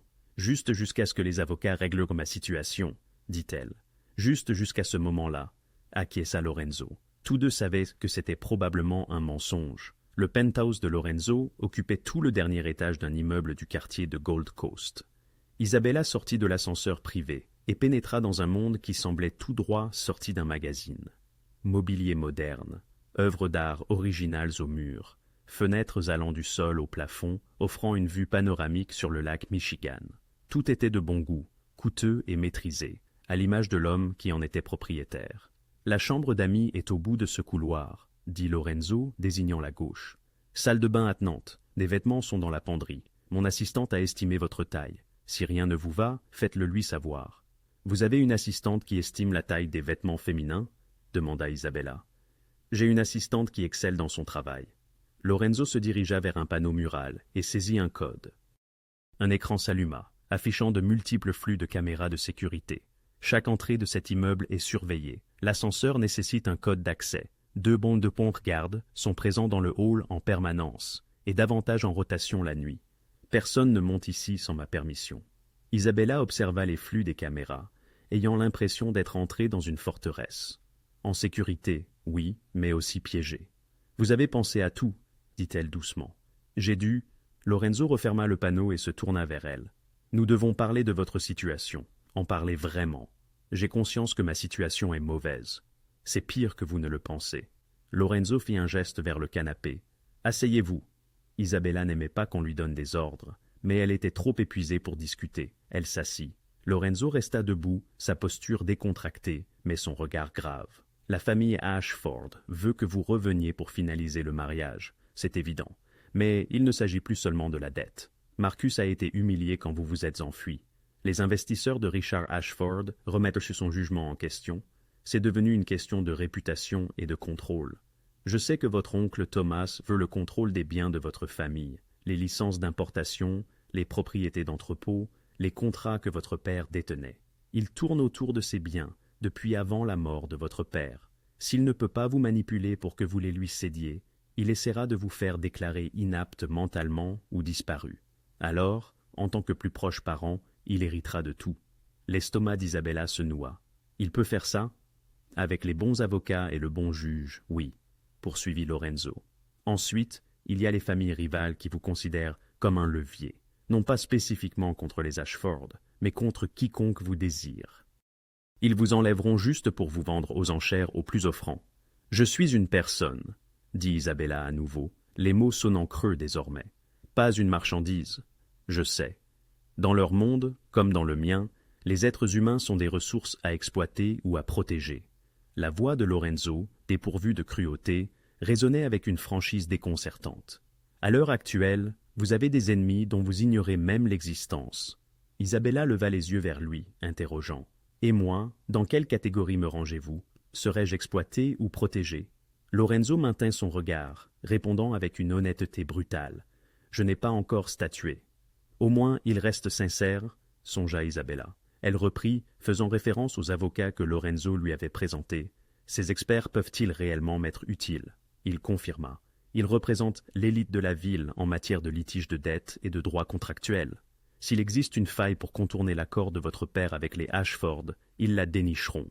Néanmoins, cela prendra du temps, plusieurs semaines, voire des mois. Et en attendant, vous demeurerez en sécurité ici, et en vie. Lorenzo se dirigea vers le bar pour se servir un verre. Je conçois que ce ne soit pas la liberté absolue, mais c'est une alternative préférable à d'autres issues. Isabella brûlait d'envie de riposter, d'affirmer qu'elle était capable de se défendre seule, mais la nuit précédente avait tristement prouvé le contraire. Elle se sentait dépassée, cernée par des individus qui la percevaient comme un trophée à conquérir. « Pourquoi agissez-vous ainsi » demanda-t-elle, puis ajouta avec insistance. « Et ne me dites pas « parce que je le peux ». Il y a une raison plus profonde. » Lorenzo, après une lente gorgée de sa boisson, réfléchit intensément. Les Ashford et mon organisation sont en désaccord depuis des années. Ils détiennent des ressources dont j'ai besoin, et ils m'ont causé des pertes d'argent, des annulations de contrats et des occasions manquées. Il la fixa directement. Votre lien avec eux pourrait m'être profitable. C'est la vérité pure. Donc, je suis une ressource pour vous, remarqua Isabella. C'est une possibilité, reconnut Lorenzo. Mais vous êtes potentiellement aussi une personne qui a besoin d'aide. Je n'ai pas encore tranché sur l'importance de l'un ou l'autre aspect. Avant qu'Isabella ne puisse répondre, une porte s'entr'ouvrit au bout du couloir. Une fillette, âgée d'environ 7 ou 8 ans, apparut, vêtue d'un pyjama orné d'étoiles et de lunes. Elle avait les cheveux sombres de Lorenzo et le même regard vif et intelligent. « Oncle Enzo !» s'exclama-t-elle. La fillette s'arrêta en apercevant Isabella. « Oh, vous avez de la visite !» Lorenzo changea radicalement d'attitude, l'homme d'affaires froid et calculateur, s'effaçant pour révéler une douceur inattendue. « Sophia, tu devrais dormir. »« J'ai entendu l'ascenseur. » Sophia s'approcha de Lorenzo, qui la souleva sans effort, malgré ses protestations d'être trop grande pour ça. « Qui est-ce » demanda-t-elle. « C'est Isabella, » répondit Lorenzo. « Elle restera avec nous quelque temps. Isabella, voici ma nièce, Sophia. »« Bonjour » salua Isabella, réussissant à esquisser un sourire malgré elle. Sophia l'observa avec une intensité qui rappelait étrangement celle de Lorenzo. « Y a-t-il un problème » demanda Lorenzo doucement, prévoyant la question. « C'est bon, » dit Isabella. « Oui, je suis dans une situation délicate. Ton oncle m'aide. »« Il est doué pour ça, » affirma Sophia avec naturel. « Il a aussi aidé ma mère quand les méchants sont venus. » La mâchoire de Lorenzo se serra, presque imperceptiblement. Isabella s'interrogea sur le récit derrière ces mots, mais préféra ne pas demander. « Pourquoi es-tu encore debout » demanda Lorenzo, changeant le sujet. « Je n'arrivais pas à dormir. »« Puis-je montrer mes dessins à Isabella ?»« Il est tard. »« S'il te plaît, juste 5 minutes. » Lorenzo observa Isabella, un questionnement silencieux dans ses yeux. Elle hocha la tête. « 5 minutes, » concéda Lorenzo, ayant posé Sophia au sol, puis au lit. Sophia attrapa la main d'Isabella et l'entraîna vers le couloir. « Viens, j'ai dessiné le lac aujourd'hui, et des oiseaux. et oncle Enzo. Mais il a l'air grincheux sur tous les dessins, parce qu'il est toujours grincheux. Je ne suis pas grincheux, rétorqua Lorenzo. Si, tu l'es, répliqua Sofia en riant. Le son clair et innocent de ce rire dénoua légèrement la tension qu'Isabella ressentait dans sa poitrine. La chambre de Sofia était peinte en lavande, parsemée d'étoiles phosphorescentes au plafond. Un mur entier était recouvert de dessins d'enfants, certains visiblement faits à l'école, d'autres plus élaborés. Isabella distingua des esquisses du lac, de la ville, et une représentation de Lorenzo, sans doute en train de bouder. « C'est mon préféré », annonça Sofia, désignant un dessin de jardin. « Maman et moi avions un jardin avant qu'elle ne tombe malade. »« C'est magnifique », murmura Isabella. « Tu aimes dessiner » demanda Sofia. « J'aimais bien, ça fait longtemps que je n'ai pas dessiné. Tu devrais dessiner avec moi demain. » Sofia s'assit sur son lit, paraissant soudainement plus jeune. « C'est parfois ennuyeux ici. Oncle Enzo travaille beaucoup, et Madame Chen est gentille, mais elle est vieille et n'aime pas la peinture au doigt. » Isabella sourit sincèrement cette fois. « Moi, j'aime la peinture au doigt. »« Vraiment ?» Le visage de Sofia s'illumina. « On pourra en faire demain ? J'ai toutes les couleurs. »« On verra, » répondit Isabella, ne voulant pas faire de promesses qu'elle ne pourrait tenir. Lorenzo apparut sur le seuil. « Il est temps de dormir, Sofia. » Sofia grogna, mais se glissa sous ses couvertures. « Isabella sera encore là demain matin ? » « Oui, » répondit Lorenzo fermement. « Bien. » Sofia regarda Isabella. « Je t'aime bien, tu ne me regardes pas comme si j'étais bizarre. »« Tu n'es pas bizarre, » dit Isabella. « Tu es créative. » Après les au revoir, Isabella suivit Lorenzo jusqu'au salon. Elle se sentait désorientée par la scène qu'elle venait de vivre, ce autre côté de Lorenzo Duca, l'homme qui lisait des histoires avant le coucher et supportait d'être traité de grincheux. « Sa mère ?» demanda Isabella doucement. « Ma sœur, elle est décédée l'année dernière. » La voix de Lorenzo était contenue, mais Isabella y décela la douleur. « Un cancer. Sofia vit avec moi depuis lors. C'est un ajustement. » Isabella songea à la petite fille qui avait perdu sa mère, vivant dans cette magnifique forteresse avec un oncle évoluant dans l'ombre. « Elle semble heureuse, » remarqua Isabella. « J'essaie, » répondit Lorenzo. Il croisa le regard d'Isabella. Les enfants ne devraient en pas payer pour les choix des adultes. Elles méritent la sécurité, la stabilité, une vie normale, tout comme Isabella l'avait mérité avant que les dettes de son père ne détruisent tout. « Merci, » dit Isabella, « de me laisser rester. Merci à Sofia. Elle est la seule raison pour laquelle je suis supportable. » Lorenzo désigna la chambre d'amis. « Reposez-vous. Demain, nous commencerons à déterminer comment vous rendre votre vie. » Isabella acquiesça et se dirigea vers la pièce qu'il lui avait indiquée. Alors qu'elle fermait la porte, elle entendit Lorenzo au téléphone, parlant à voix basse et sèche de rotation de sécurité et d'évaluation de menaces. Elle vivait avec un chef de la mafia, protégé par des criminels et cerné par le danger. Mais pour cette nuit, au moins, elle était en sécurité. Isabella fut réveillée par des voix s'élevant. Cela faisait 3 jours qu'elle séjournait dans le penthouse de Lorenzo, s'habituant à une routine étrange. Les matins avec Sofia, entre peinture au doigt, dessins et conversations qui évitaient tacitement le danger extérieur. Les après-midi passaient à examiner des documents légaux avec les avocats engagés par Lorenzo. Les soirées s'écoulaient au seul, à contempler les lumières de la ville et à se demander quand sa vie avait basculé de manière si incontrôlable. Mais ce matin était différent. Elle entendait Lorenzo au téléphone dans son bureau, sa voix perçant l'air, empreinte d'une colère qu'elle ne lui connaissait pas. Isabella enfila une robe de chambre et s'aventura dans le couloir. Sofia était déjà à table avec Madame Chun, la gouvernante âgée, mangeant des céréales et fredonnant. La porte du bureau de Lorenzo était entr'ouverte. Isabella savait qu'elle ne devrait pas écouter aux portes, mais quelque chose dans le ton de Lorenzo la fit s'arrêter. « Combien de contrats ?» exigea Lorenzo. « Les 3. Cela représente 2 millions de dollars, 2000 000 dollars de revenus, Anthony, évaporés du jour au lendemain. » Un silence s'interposa, la personne à l'autre bout répondant. « Je sais exactement pourquoi cela arrive, » trancha Lorenzo. Richard Ashford passe à l'offensive. Il ne cherche plus seulement Isabella, il s'en prend à moi. L'estomac d'Isabella se serra. Tout cela à cause d'elle, parce que Lorenzo l'avait protégée. Elle poussa la porte. Lorenzo leva les yeux, son expression s'endurcissant à sa vue. « Je vous rappellerai, » dit-il en terminant l'appel. « Vous devriez vous reposer. »« Que se passe-t-il » demanda Isabella en entrant. « Rien qui doive vous inquiéter. Ne faites pas ça, ne m'excluez pas. » Elle croisa les bras. « Je vous ai entendu. Les Ashford ciblent votre entreprise. » Lorenzo resta silencieux un instant, puis lui fit signe de refermer la porte. Une fois fait, Il afficha plusieurs documents sur son écran d'ordinateur. 3 contrats de transport annulés au cours des 48 dernières heures, dit-il. Tous proviennent d'entreprises ayant des liens financiers avec Ashford Industries. 2 de mes permis d'entrepôt font soudainement l'objet d'une enquête pour des violations de zonage qui n'existent pas. Et ce matin, j'ai reçu des appels de 4 investisseurs qui s'interrogeaient sur mon instabilité. Instabilité. Quelqu'un a répandu des rumeurs que j'héberge une fugitive, que je suis impliqué dans un enlèvement, que mon jugement est compromis. La voix de Lorenzo restait contrôlée, mais Isabella percevait la colère sous-jacente. C'est une attaque coordonnée. Richard Ashford utilise toutes ses ressources pour me mettre la pression. À cause de moi, murmura Isabella, il sait que je suis ici. Il suspecte. Il ne peut pas le prouver, mais cela lui suffit pour me rendre la vie difficile. Lorenzo referma son ordinateur portable. C'est une guerre de clans, légale pour l'essentiel, mais efficace. Isabella se sentit mal. Combien cela vous coûte-t-il? Est-ce important? Oui, ça l'est. Vous perdez de l'argent parce que vous m'avez aidé. Vous perdez des contrats. Des investisseurs vous remettent en question. Sa voix se brisa. Ça n'en vaut pas la peine. Je n'en vaux pas la peine. Lorenzo se leva et contourna le bureau, s'arrêtant juste devant elle. Ne dites pas ça. C'est la vérité. Vous devriez me les rendre. Appelez Richard Ashford et arrêtez. La voix de Lorenzo fut ferme. Je ne vous donnerai à personne. Et cette guerre avec Ashford, elle serait arrivée de toute façon. Vous n'avez fait qu'accélérer le calendrier. Que voulez-vous dire? Lorenzo resta silencieux un instant, choisissant ses mots avec soin. Richard Ashford et moi, nous tournons autour depuis des années.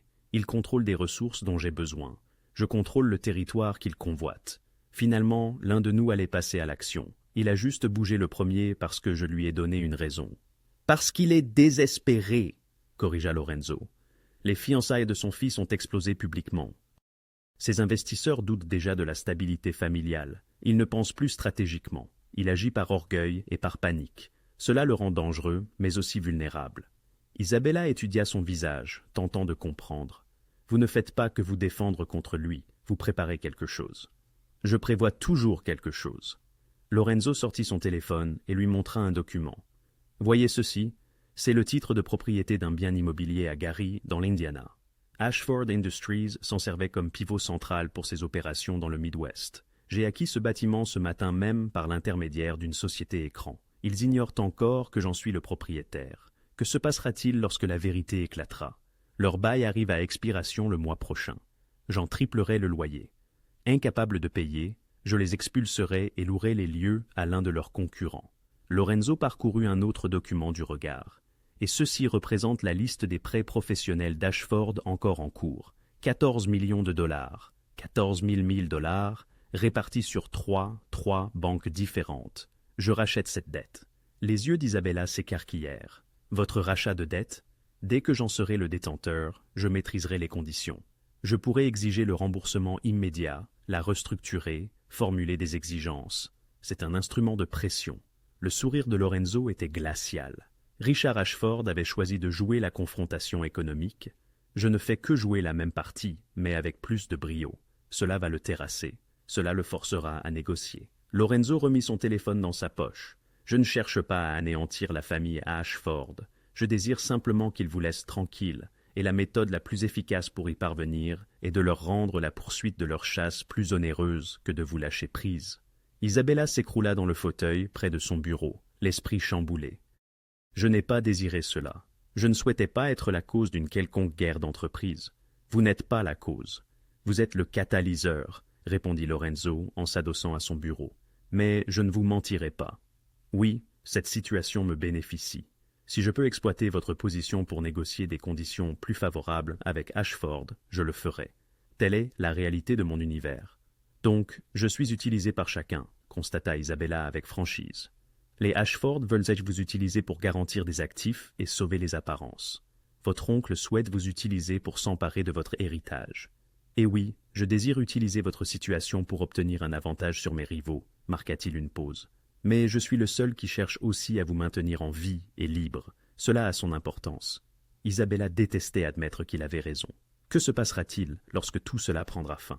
Lorsque les Ashford renonceront ou que vous obtiendrez ce que vous désirez d'eux? Je ne sais pas, avoua Lorenzo. Nous trouverons une solution ensemble. Avant qu'Isabella ne puisse réagir, le téléphone de Lorenzo sonna. Il jeta un œil à l'écran et fronça les sourcils. « Je dois prendre cet appel. C'est Marco. » Il décrocha, écouta un instant, et son expression s'assombrit. « Quand? Où? Non, ne touchez à rien. J'arrive. » Il mit fin à l'appel et se mit immédiatement en mouvement, saisissant sa veste posée sur le dossier de sa chaise. « Que se passe-t-il » demanda Isabella. « L'un de mes entrepôts vient d'être perquisitionné. Agents fédéraux, mandat de perquisition. » Le grand jeu, la mâchoire de Lorenzo était serrée. Ashford intensifie à nouveau ses actions. Il a dû alerter les forces de l'ordre, prétendu que j'étais impliqué dans une activité illégale. « L'êtes-vous » Lorenzo s'arrêta et la fixa directement. « Mes affaires sont généralement légitimes à présent, mais j'ai un passé, Isabella. Et Richard Ashford sait exactement quelle fibre tirer pour me rendre la vie difficile. Que devez-vous faire? Gérer la situation, la circonscrire, s'assurer que rien ne remonte à ce qui compte réellement. » Lorenzo se dirigea vers la porte, puis s'arrêta. « Restez dans le penthouse. Ne sortez pas. Sophia est à l'école. Madame Chun sera ici. Vincent est à l'extérieur si vous avez besoin de quoi que ce soit. » Lorenzo, l'appela Isabella. « Soyez prudent. » Il se retourna vers elle, son expression indéchiffrable. « Je suis toujours prudent. » Après son départ, Isabella se retrouva seule dans son bureau, cernée par l'épreuve de la guerre qu'elle avait involontairement déclenchée. Elle avait fui d'une cage pour atterrir au cœur d'un champ de bataille. Et le pire, c'est qu'elle commençait à se soucier de savoir quel camp allait l'emporter. Plus tard cet après-midi-là, Isabella s'entretint avec les avocats par visioconférence. Ils lui expliquèrent que contester l'accord de dette de son père était possible, mais complexe. Les Ashford possédaient des preuves documentaires, des signatures, des témoins. L'argument le plus solide, déclara un avocat, est que vous avez signé sous la contrainte. Vous étiez en deuil, vulnérable, et ils en ont profité. Mais prouver la contrainte devant un tribunal est ardu. À quel point cela est-il ardu? Interrogea Isabella. Des mois de litige, voire des années, et coûteux. Lorenzo paie, dit Isabella doucement. Oui, mais vous devriez comprendre. Plus cela traîne en longueur, plus chacun a de pouvoir sur vous, y compris M. Ducas. Isabella comprenait parfaitement. Chaque jour qu'elle passait sous la protection de Lorenzo, chaque dollar qu'il dépensait pour sa défense, elle s'enfonçait dans une autre forme de dette. Elle commençait à saisir que la liberté pourrait être la chose la plus coûteuse qu'elle ne pourrait jamais se permettre. Lorenzo retourna au penthouse à 2 heures du matin. Isabella était encore réveillée, assise sur le canapé dans l'obscurité, contemplant la ville. Elle avait tout repassé dans son esprit, les contrats que Lorenzo avait perdus à cause d'elle, la descente fédérale, les avocats qui affirmaient que la liberté prendrait des années. Elle avait passé la soirée avec Sophia, l'aidant à faire ses devoirs et faisant semblant que tout était normal. Mais après que la petite fille fut allée se coucher, le poids de tout cela s'était abattu sur elle. Lorenzo s'arrêta en la voyant. « Vous devriez dormir. Vous aussi. » Isabella ne se retourna pas. À quel point la perquisition a-t-elle été grave, gérable. Ils n'ont rien trouvé parce qu'il n'y avait rien à trouver. Lorenzo se dirigea vers le bar et se servit un verre. Mais cela déclenchera des audits, des enquêtes, un examen plus minutieux. Exactement ce que recherchait Ashford. « Combien est-ce que cela vous coûte, Isabella ?»« Combien ?» Elle se tourna finalement vers lui. « Des chiffres réels, pas les dérobades polies que vous m'avez servies. » Lorenzo resta silencieux un instant, puis s'assit en face d'elle. « Les contrats annulés, 2 millions de dollars, 2000 $, ce trimestre. L'attention fédérale me coûtera 1 million de dollars.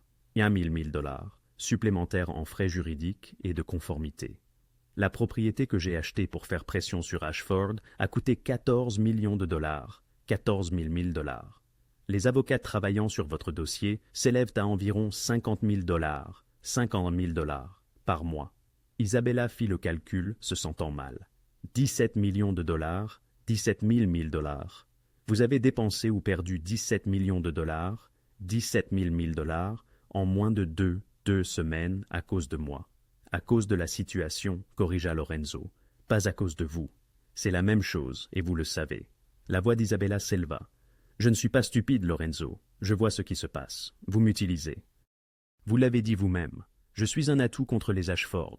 Vous perdez de l'argent, des contrats et votre réputation. Mais cela ne fait rien parce qu'en fin de compte, vous utiliserez ma situation pour obtenir ce que vous voulez d'eux.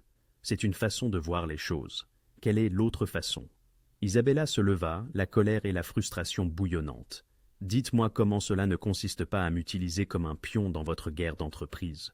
Dites-moi comment je ne suis pas juste un autre actif que vous protégez, jusqu'à ce que je devienne utile. » Lorenzo posa lentement son verre. « Vous voulez la vérité ? Je veux la vérité. » Bien. Il se leva aussi, sa voix se durcissant. « Oui, j'utilise la situation à mon avantage. Oui, le fait que vous soyez ici me donne un levier que je n'aurais pas autrement. Et oui, le moment venu, j'utiliserai ce levier pour négocier de meilleures conditions avec Richard Ashford. C'est qui je suis, c'est le monde dans lequel je vis. Alors, j'ai raison. Je ne suis qu'un pion. Vous n'avez pas fini d'écouter, dit Lorenzo, sa voix cinglante. J'utilise la situation, mais je vous protège aussi. Ce n'est pas exclusif. Que c'est commode pour vous.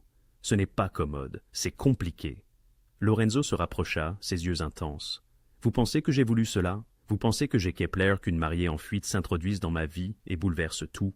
J'étais dans ce train pour affaires, simple, net, terminé. Et puis, vous êtes apparu, terrifié et désespéré. Et j'ai fait un choix. Quel choix ? Vous aider ? » La voix de Lorenzo baissa. « J'aurais pu m'en aller, j'aurais dû m'en aller. Quand j'ai découvert qui vous étiez, à qui vous étiez lié, chaque parcelle logique de mon être m'a dit « laisse tomber ». Mais je ne l'ai pas fait parce que vous avez vu une opportunité, parce que vous m'avez rappelé ce à quoi ressemble le courage. » La voix de Lorenzo s'éleva pour la première fois, la surprenant. « Vous n'aviez rien. Pas d'argent, pas de plan, pas de soutien, et vous avez quand même fui. Vous avez choisi l'inconnu plutôt qu'une cage. Savez-vous à quel point c'est rare ?» Isabella le regarda fixement, sa colère vacilla. « La plupart des gens de mon monde, continua Lorenzo, sa voix rauque à présent, auraient en pris la voie facile, épousé le riche, vécu dans le luxe, fin d'être heureux, mais vous ne l'avez pas fait. Vous avez tout risqué pour une chance de liberté. Et oui, j'utilise votre situation à mon avantage, mais je m'assure aussi que vous restiez libre pendant que je le fais. Vous ne pouvez pas promettre cela. Regardez-moi faire. » La mâchoire de Lorenzo était serrée. « Je ne vous livrerai pas aux Ashford, ni maintenant, ni jamais, même si cela me coûte tout ce que j'ai construit, parce que certaines choses comptent plus que l'argent et les contrats. » Isabella sentit des larmes brûler derrière ses yeux. « Pourquoi ? Pourquoi est-ce que je compte pour vous ?» Lorenzo resta silencieux un long moment. Quand il parla, sa voix était plus douce. « Ma sœur, la mère de Sophia, était dans un mauvais mariage. Son mari était abusif, contrôlant. Je ne l'ai pas vue avant qu'il ne soit presque trop tard. Quand elle a finalement demandé de l'aide, je l'ai déménagée, elle et Sophia, ici. Je les ai protégés, mais le mal était fait. Le stress, des années de peur, les médecins ont dit que cela avait contribué à son cancer. » Isabella haleta. « Lorenzo, je n'ai pas pu la sauver, mais je l'ai sortie de cette cage, et je me suis assuré que Sophia n'ait jamais à y retourner. » Il plongea son regard dans celui d'Isabella. « Quand je vois ma sœur, quelqu'un qui mérite mieux que ce que la vie lui a donné, quelqu'un qui a eu le courage de se battre pour cela. Je ne suis pas votre sœur. Non, vous ne l'êtes pas. » Quelque chose changea dans l'expression de Lorenzo, quelque chose qu'Isabella ne parvenait pas à déchiffrer, ce qui rend cela plus compliqué. L'air entre eux était chargé, imprégné de choses qu'aucun d'eux n'était prêt à dire. « Je déteste ça, » dit silencieusement Isabella. « Je déteste être dépendante de vous. Je déteste que des gens vous ciblent à cause de moi. Je déteste ne pas pouvoir vivre ma propre vie sans que tout le monde n'essaie de la contrôler. Je sais. Et je déteste qu'une partie de moi commence à vous faire confiance, parce que faire confiance aux gens dans votre monde semble être une chose très stupide à faire. » Lorenzo esquissa un léger sourire, l'expression presque triste. C'est probablement le cas. Isabella se dirigea vers la fenêtre, regardant la ville endormie. « Vous vivez dans un monde brutal, Lorenzo. Les êtres humains y sont des outils. Tout y est mesuré en termes de levier et d'avantages. Comment trouvez-vous le sommeil la nuit ?» Honnêtement, Lorenzo la rejoignit à la fenêtre. La plupart du temps, non, mais le jeu continue. Car si je m'y refuse, un pire prendra ma place. Le reflet de Lorenzo surgit dans la vitre à côté du sien. Mon monde n'est pas fait de nuances tranchées, Isabella. Il est complexe, un amalgame de gris. Parfois, pour protéger ceux qui nous sont chers, il faut se résoudre à des actes douteux. Parfois, le seul moyen de combattre les monstres est de devenir l'un d'eux. C'est une philosophie dangereuse, répliqua-t-elle. C'est une philosophie réaliste, rétorqua-t-il. Lorenzo se tourna et la fixa. Je ne suis pas un homme bon, je ne saurais prétendre l'être. Mais je ne suis pas non plus Richard Ashford. Je n'utilise pas les gens pour ensuite les jeter. Je ne les enchaîne pas en appelant ça de l'amour. Et par tous les diables, Je ne contrains pas les femmes à des mariages qu'elles ne désirent pas. Isabella scruta son visage, les traits ciselés, les yeux sombres qui avaient tant vu, les murs qu'il élevait avec tant de soin. Mais à travers tout cela, elle commençait à discerner autre chose, quelque chose de principiel, même si d'une manière tordue. « Que se passera-t-il quand tout cela sera terminé ?» demanda-t-elle doucement. « Quand les Ashford lâcheront prise et que ton avantage aura disparu ?»« Je l'ignore, » concéda Lorenzo. « J'imagine qu'on avisera le moment venu. »« Ce n'est pas vraiment une réponse, » objecta-t-elle. « C'est la seule honnête que j'ai, » déclara Lorenzo, soutenant son regard. « Mais je peux te promettre ceci. Quoi qu'il arrive, tu auras le choix, un vrai choix. Pas des mariages forcés ou des dettes impossibles, juste des options. » Isabella voulait le croire, Dieu comme elle voulait le croire désespérément. « J'ai peur, » murmura-t-elle. « C'est bien, la peur te maintient en alerte, » répondit Lorenzo d'une voix désormais douce. « Mais tu n'as pas à avoir peur de moi. Je suis de ton côté, Isabella, même quand tu n'y crois pas. » Isabella ne sut pas quand elle avait commencé à pleurer, mais elle sentit les larmes sur ses joues. Lorenzo tendit la main lentement, lui laissant le temps de se retirer. Comme elle ne bougea pas, il la serra dans ses bras. Elle se blottit contre lui, se permettant ce seul instant de faiblesse. Il était chaleureux, solide, stable, et pour un bref moment, elle se laissa croire que peut-être, juste peut-être, elle n'était pas aussi seule qu'elle le pensait. « Je suis toujours en colère contre toi, » dit-elle contre son torse. « Je sais, » répondit-il, « et je ne te fais pas encore entièrement confiance. »« C'est une sage attitude, » répliqua-t-elle. « Mais merci de ne pas avoir renoncé à moi. » Les bras de Lorenzo se resserrèrent légèrement autour d'elle. « Je ne renoncerai pas, je te le promets. » Ils restèrent là dans l'obscurité, deux êtres pris dans des circonstances impossibles, s'accrochant l'un à l'autre comme à des bouées de sauvetage. Et pour la première fois depuis le début de cette histoire, Isabella se laissa croire que la survie n'était peut-être pas le meilleur à espérer. Peut-être, juste peut-être, pouvait-elle réellement gagner. Le gala de la Fondation Sinclair était l'événement mondain de la saison. L'élite de Chicago s'était réunie dans une salle de bal étincelante pour feindre de s'intéresser à la charité, tout en jaugeant la richesse et l'influence de chacun. Isabella se tenait en marge de la foule, vêtue d'une robe bleu nuit que l'assistante de Lorenzo avait choisie. Elle tombait parfaitement, élégante sans être ostentatoire. Ses cheveux étaient relevés, son maquillage discret. Elle avait l'air d'être à sa place ici. Elle ne s'y sentait pas. « Respire », dit Lorenzo doucement à côté d'elle, absolument ravissant dans un smoking noir. « Tu as le droit d'être ici. Tout le monde nous regarde. Laisse-les faire. » Lorenzo prit 2 verres de champagne d'un serveur qui passait et lui en tendit un. « La moitié te regarde parce que tu es magnifique. L'autre moitié observe car les rumeurs ont circulé. Dans tous les cas, garde la tête haute. 10 jours s'étaient écoulés depuis leur confrontation. 10 jours de manœuvres légales méticuleuses, de planification stratégique, et de Lorenzo enseignant à Isabella comment naviguer dans son monde. Elle avait été terrifiée quand il avait suggéré d'assister au gala, mais il avait insisté. « Si tu te caches, ils gagnent », avait-il dit. « Tu les affrontes publiquement avec moi à tes côtés, et tu leur montres que tu n'as ni honte, ni subi une défaillance, ni que tu leur appartiens. » Alors, la voilà, pénétrant dans une pièce remplie de gens qui avaient probablement entendu toutes les versions de son histoire.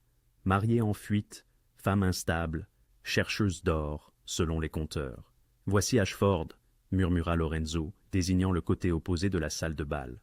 Richard Ashford se tenait avec un groupe d'hommes d'affaires, ses cheveux argentés parfaitement coiffés, son expression empreinte de confiance. Marcus était à ses côtés, l'air mal à l'aise dans son smoking. Le ventre d'Isabella se serra en voyant son ancien fiancé.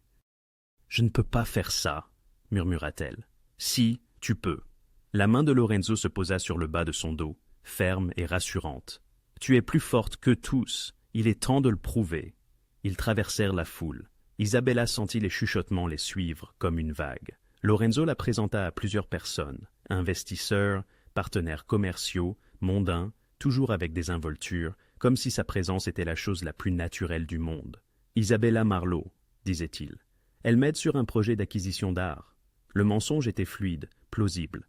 Isabella jouait le jeu, discutant d'histoire de l'art avec des gens qui n'en savaient manifestement rien, mais feignaient la fascination. Ils étaient si près du bar lorsque Marcus les intercepta. « Isabella », sa voix était froide, « je ne m'attendais pas à te voir ici. »« Marcus », elle garda sa voix ferme. « Comment vas-tu ? Comment vas-je ?» Le visage de Marcus s'empourpra. Tu m'as humilié, humilié toute ma famille. Tu as disparu le jour de notre mariage, et maintenant tu te montres ici avec. Il regarda Lorenzo avec un mépris mal dissimulé. Avec lui.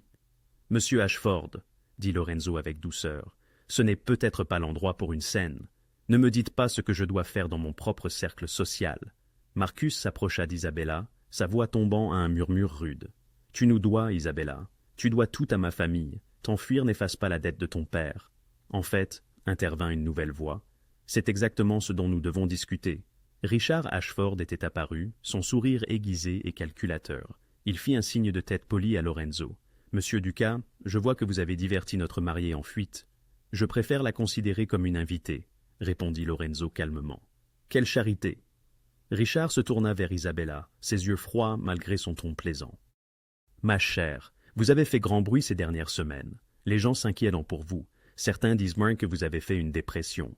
D'autres suggèrent que vous avez été contrainte de vous cacher. » Isabella sentit l'attention des invités proches d'Acinda se tourner vers eux. C'était délibéré. Richard créait une scène, forçant une confrontation publique. « Je vais bien, » dit Isabella fermement. « J'ai fait mes propres choix. »« Des choix ?» Richard rit doucement. « Vous voulez dire fuir vos obligations, rompre un accord légal. Votre père devait 12 millions de 12 000 dollars à ma famille. Vous avez accepté d'honorer cette dette par le mariage. Ce que vous avez fait est un vol pur et simple. » Plus de monde regardait maintenant.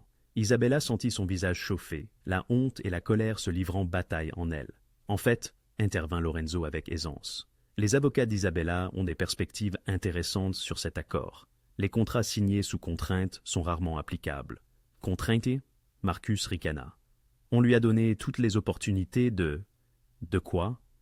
La voix de Lorenzo était calme, mais portait un tranchant qui fit cesser Marcus de parler. « À part forcer un mariage ou tout perdre, ça me semble être de la contrainte. » Le sourire de Richard ne faiblit jamais, mais ses yeux s'endurcirent. « Monsieur Ducas, je vous suggère de rester en dehors des affaires familiales.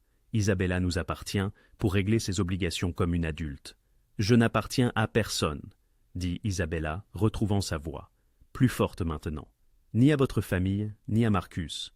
Je ne suis pas une propriété à échanger contre un allègement de dette. » « Belle parole pour quelqu'un qui vit de la charité d'un autre homme, » dit Richard, son ton empreint de condescendance. Il éleva légèrement la voix, s'assurant que les invités proches pouvaient entendre. « Ah, mesdames et messieurs, je m'excuse pour la scène, mais j'estime qu'il est important de rétablir les faits. Madame Marlowe ne va pas bien. Elle a subi une pression considérable depuis le décès de son père. Nous voulons simplement l'aider, lui offrir la sécurité et la stabilité dont elle a besoin. » La sécurité d'un mariage forcé? Isabella l'interrompit, sa colère éclatant enfin. La stabilité d'être contrôlée par votre famille pour le reste de ma vie. Tu es hystérique, dit Marcus. C'est exactement de cela que je parle. Tu ne penses pas clairement. Elle pense parfaitement clairement, dit Lorenzo, contrairement à votre famille. Richard se tourna vers Lorenzo, son masque de politesse se brisant enfin. Vous avez fait une erreur, Ducas, l'héberger, interférer dans nos affaires. Vous le regretterez. Ah oui? Lorenzo sortit son téléphone avec un calme délibéré. C'est intéressant, parce que j'ai des informations commerciales que vos investisseurs pourraient se trouver fascinantes. De quoi parlez-vous? Lorenzo tapota son téléphone. Dans la salle de bal, les téléphones de plusieurs invités sonnèrent simultanément. Je viens d'envoyer un document à tout le monde, à ce gala. Il détaille des irrégularités financières très intéressantes dans Ashford Industries, des comptes offshore, une comptabilité créative, de l'argent qui aurait dû aller aux investisseurs disparaissant mystérieusement. Le visage de Richard devint blanc. « Ce sont des informations corporate privées. C'est une fraude, » corrigea Lorenzo, « et de l'évasion fiscale, et environ six autres crimes fédéraux. » Il regarda la foule assemblée, dont beaucoup regardaient maintenant leur téléphone, avec des expressions de choc. « J'ai eu des experts comptables judiciaires qui ont examiné votre entreprise pendant deux semaines. Il s'avère que lorsque vous mettez la pression sur la mauvaise personne, elle vous rend l'appareil. » Isabella observa avec étonnement le glissement de la dynamique sociale en temps réel. Des investisseurs qui avaient été sympathiques à Richard, il y a quelques instants, reculaient en maintenant, le regardant avec suspicion. Les murmures se propagèrent dans la salle de bal comme une traînée de poudre. « Vous mentez, » dit Marcus désespérément. « C'est un faux. C'est très réel, » dit Lorenzo calmement. « Et ça a déjà été envoyé à la SEC, à l'IRS et à plusieurs journalistes financiers. » D'ici lundi matin, Ashford Industries fera l'objet d'une enquête. Votre cours boursier chutera. Vos investisseurs s'enfuiront. Richard semblait avoir été frappé. Vous nous avez détruits. Non, dit Lorenzo doucement. J'ai simplement montré à tout le monde ce que vous êtes réellement. Vous vouliez jouer au plus dur avec Isabella, la pressurer économiquement, la forcer à retourner dans une cage. Je ne fais que vous rendre l'appareil. La pièce était silencieuse à présent. Sous le regard de tous, les larmes emplissaient les yeux d'Isabella, non par tristesse, mais par soulagement, par une juste victoire. Richard Ashford, l'homme qui avait asservi sa vie pendant de longs mois, apparaissait soudainement insignifiant, dénué de tout pouvoir. « Laissez-la tranquille !» retentit la voix de Lorenzo, portant distinctement à travers la salle de bal. « Retirez vos accusations. Éloignez-vous. Et peut-être envisagerai-je de ne pas dévoiler le reste de ce que j'ai découvert. Il y a plus !» murmura quelqu'un dans la foule, l'écho d'un secret à peine effleuré. La mâchoire de Richard se crispa silencieusement. Marcus, partagé entre son père et Isabella, affichait un visage rougi de honte et de colère. Finalement, Richard prit la parole, sa voix tendue par une rage à peine contenue. « Ce n'est pas terminé. »« Si, » affirma Isabella, sa voix forte et claire, perçant le silence. « C'est terminé. » Richard tourna les talons et s'éloigna, Marcus le suivant tel un chien battu. La foule s'ouvrit devant eux, non plus empreinte de respect, mais animée par cette étrange fascination morbide qu'ont les gens à observer la chute des puissants. Les mains d'Isabella tremblaient. Lorenzo lui retira sa coupe de champagne avant qu'elle ne la laisse tomber. « Vous avez bien agi, » dit-il doucement. « Vous les avez anéantis. J'ai rétabli l'équilibre, » rectifia-t-il. Lorenzo la guida vers la sortie. « Allons, sortons d'ici. » En quittant la salle de bal, Isabella entendit les chuchotements les suivre, mais ils avaient changé. Plus de scandale, mais de l'admiration, de la curiosité. Elle était entrée en mariée fugitive. Elle en partait transformée en quelqu'un d'autre, quelqu'un qui avait lutté et avait gagné. Les retombées de cette confrontation furent rapides et dévastatrices pour les Ashford. Dès le lundi matin, le cours de l'action d'Ashford Industries avait plongé de 23%. Le mardi, 3, grands investisseurs avaient y retiré tous leurs fonds. Le mercredi, des enquêteurs fédéraux avaient fait irruption au siège de l'entreprise, munis de mandats. Isabella observait tout cela depuis le penthouse de Lorenzo, tour à tour stupéfaite et terrifiée par ce qu'ils avaient déclenché. « La SUT agit vite », rapporta Marco. Lors d'une réunion dans le bureau de Lorenzo, Isabella assise tranquillement dans un coin, écoutant. Il qualifie cela de l'une des plus grandes affaires de fraude d'entreprise de l'année en cours. Richard Ashford a déjà retenu les services d'un avocat. « Et Marcus ?» demanda Lorenzo. « Il tente de se désolidariser de son père, » répondit Marco, un sourire narquois aux lèvres. « Il prétend n'avoir rien su des irrégularités financières. Personne n'y croit. » Lorenzo hocha la tête, satisfait. « Et nos contrats, les trois qu'ils avaient annulés, nous les avons récupérés, plus deux autres. » Il s'avère que personne ne souhaite plus collaborer avec les Ashford, et tout le monde aspire à s'associer à celui qui les a fait chuter. Après le départ de Marco, Isabella prit enfin la parole. « Vous les avez vraiment anéantis. Je les ai exposés, » corrigea Lorenzo. « Ils se sont détruits eux-mêmes il y a des années par leur cupidité. J'ai juste fait en sorte que tout le monde le voie. Ce n'est pas seulement une stratégie commerciale, c'est la guerre. » Oui, Lorenzo ne s'en excusa pas. C'en est une. Le téléphone d'Isabella, un modèle prépayé offert par Lorenzo, vibra. Elle regarda l'écran et s'immobilisa. C'était un message des avocats de Richard Ashford. Lorenzo se posta à ses côtés, lisant par-dessus son épaule. Le courriel, formel et froid, était exactement ce qu'ils attendaient. Au nom de la famille Ashford, nous retirons par la présente toutes les réclamations contre Isabella Marlowe concernant la dette de Robert Marlowe, décédé. De plus, nous retirons toute action en justice concernant l'accord de mariage annulé entre Isabella Marlowe et Marcus Ashford. Mademoiselle Marlowe est libérée de toutes obligations, financières ou autres. Cette affaire est close. Isabella le lut trois fois. C'est terminé, confirma Lorenzo. Elle aurait dû ressentir du soulagement, de la joie, une douce victoire. Au lieu de cela, elle se sentait vide, comme si elle avait couru si longtemps que s'arrêter lui semblait étrange. « Et mon oncle ?» demanda-t-elle. « Thomas en est chargé, » dit Lorenzo en affichant un autre document. « Vos avocats ont déposé une ordonnance restrictive basée sur la tentative d'enlèvement. Il a été averti que tout contact ultérieur entraînerait des poursuites, et sans les Ashford, il n'a plus aucun moyen de réclamer les biens de votre famille. Alors je suis libre? Isabella prononça les mots, jaugeant leur effet. Vraiment libre? Vous êtes libre. Isabella se leva et s'approcha de la fenêtre, contemplant la ville qui avait été tour à tour sa prison et son refuge. Merci. Je sais que je l'ai déjà dit, mais merci pour tout. De rien. Elle se tourna vers lui. Qu'est-ce qui se passe maintenant? Lorenzo resta silencieux un instant. Que voulez-vous qu'il se passe? Je ne sais pas, rit Isabella d'un rire nerveux. J'ai passé tellement de temps à fuir, à me cacher ou à me battre. Je n'ai pas songé à ce qui viendra après. Vous pouvez rester ici, proposa Lorenzo, aussi longtemps que vous en aurez besoin. Sofia vous adore. Madame Chun dit que vous êtes la seule à pouvoir convaincre la petite de manger des légumes. Isabella sourit à cela.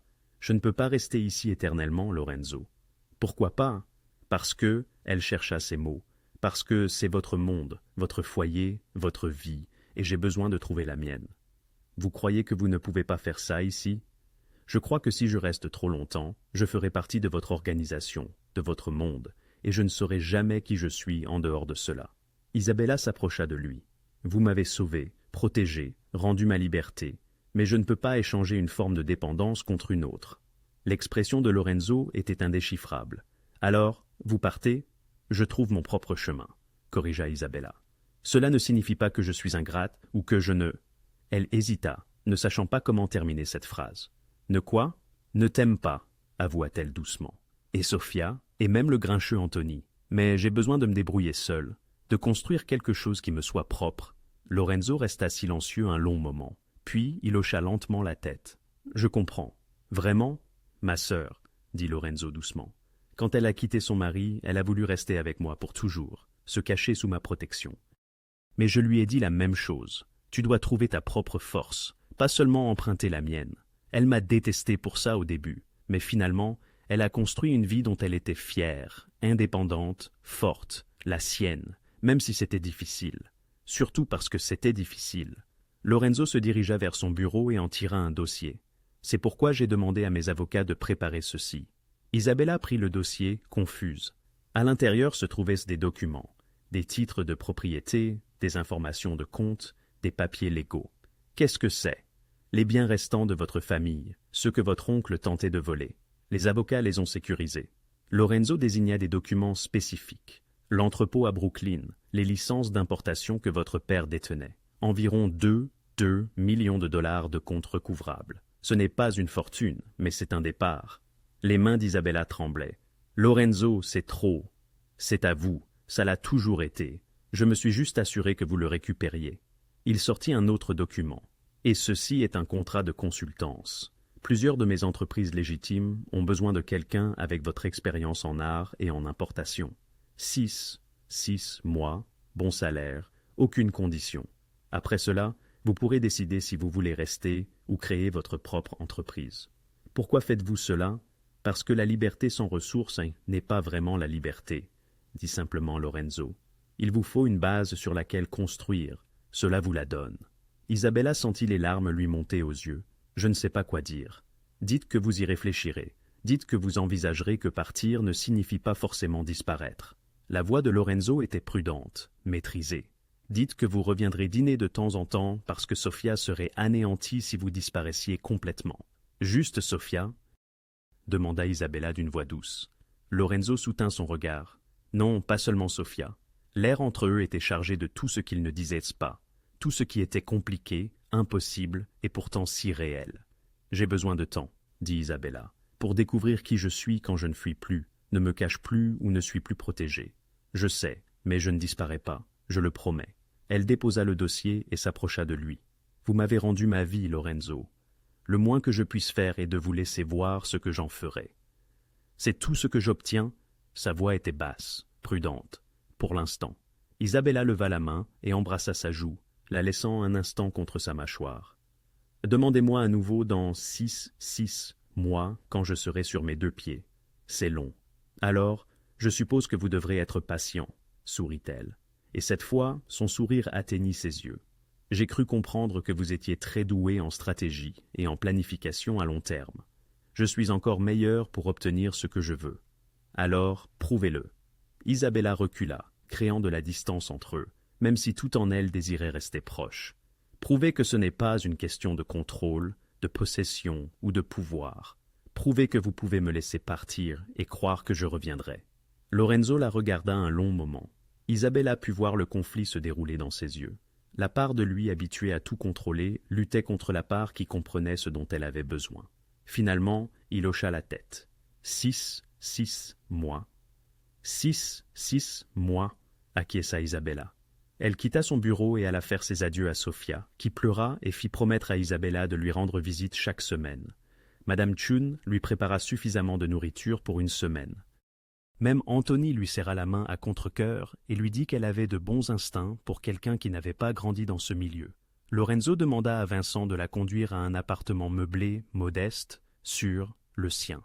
Les papiers étaient déjà à son nom, alors qu'Isabella se tenait dans sa nouvelle maison, petite, vide, pleine de possibilités.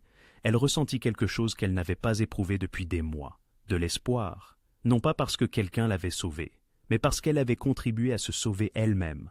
Et pour la première fois de sa vie, l'avenir lui semblait appartenir. 5 mois s'étaient écoulés depuis qu'Isabella avait quitté le penthouse de Lorenzo. 5 mois à bâtir son propre cabinet de conseil, à gérer les biens récupérés de sa famille, à prendre des décisions entièrement siennes.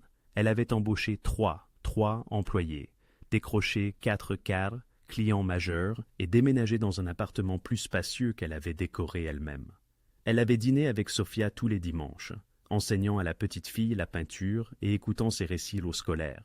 Elle avait même accepté à contre-cœur le conseil d'Anthony pour négocier son premier contrat majeur, un conseil qui lui avait épargné 20 000 dollars.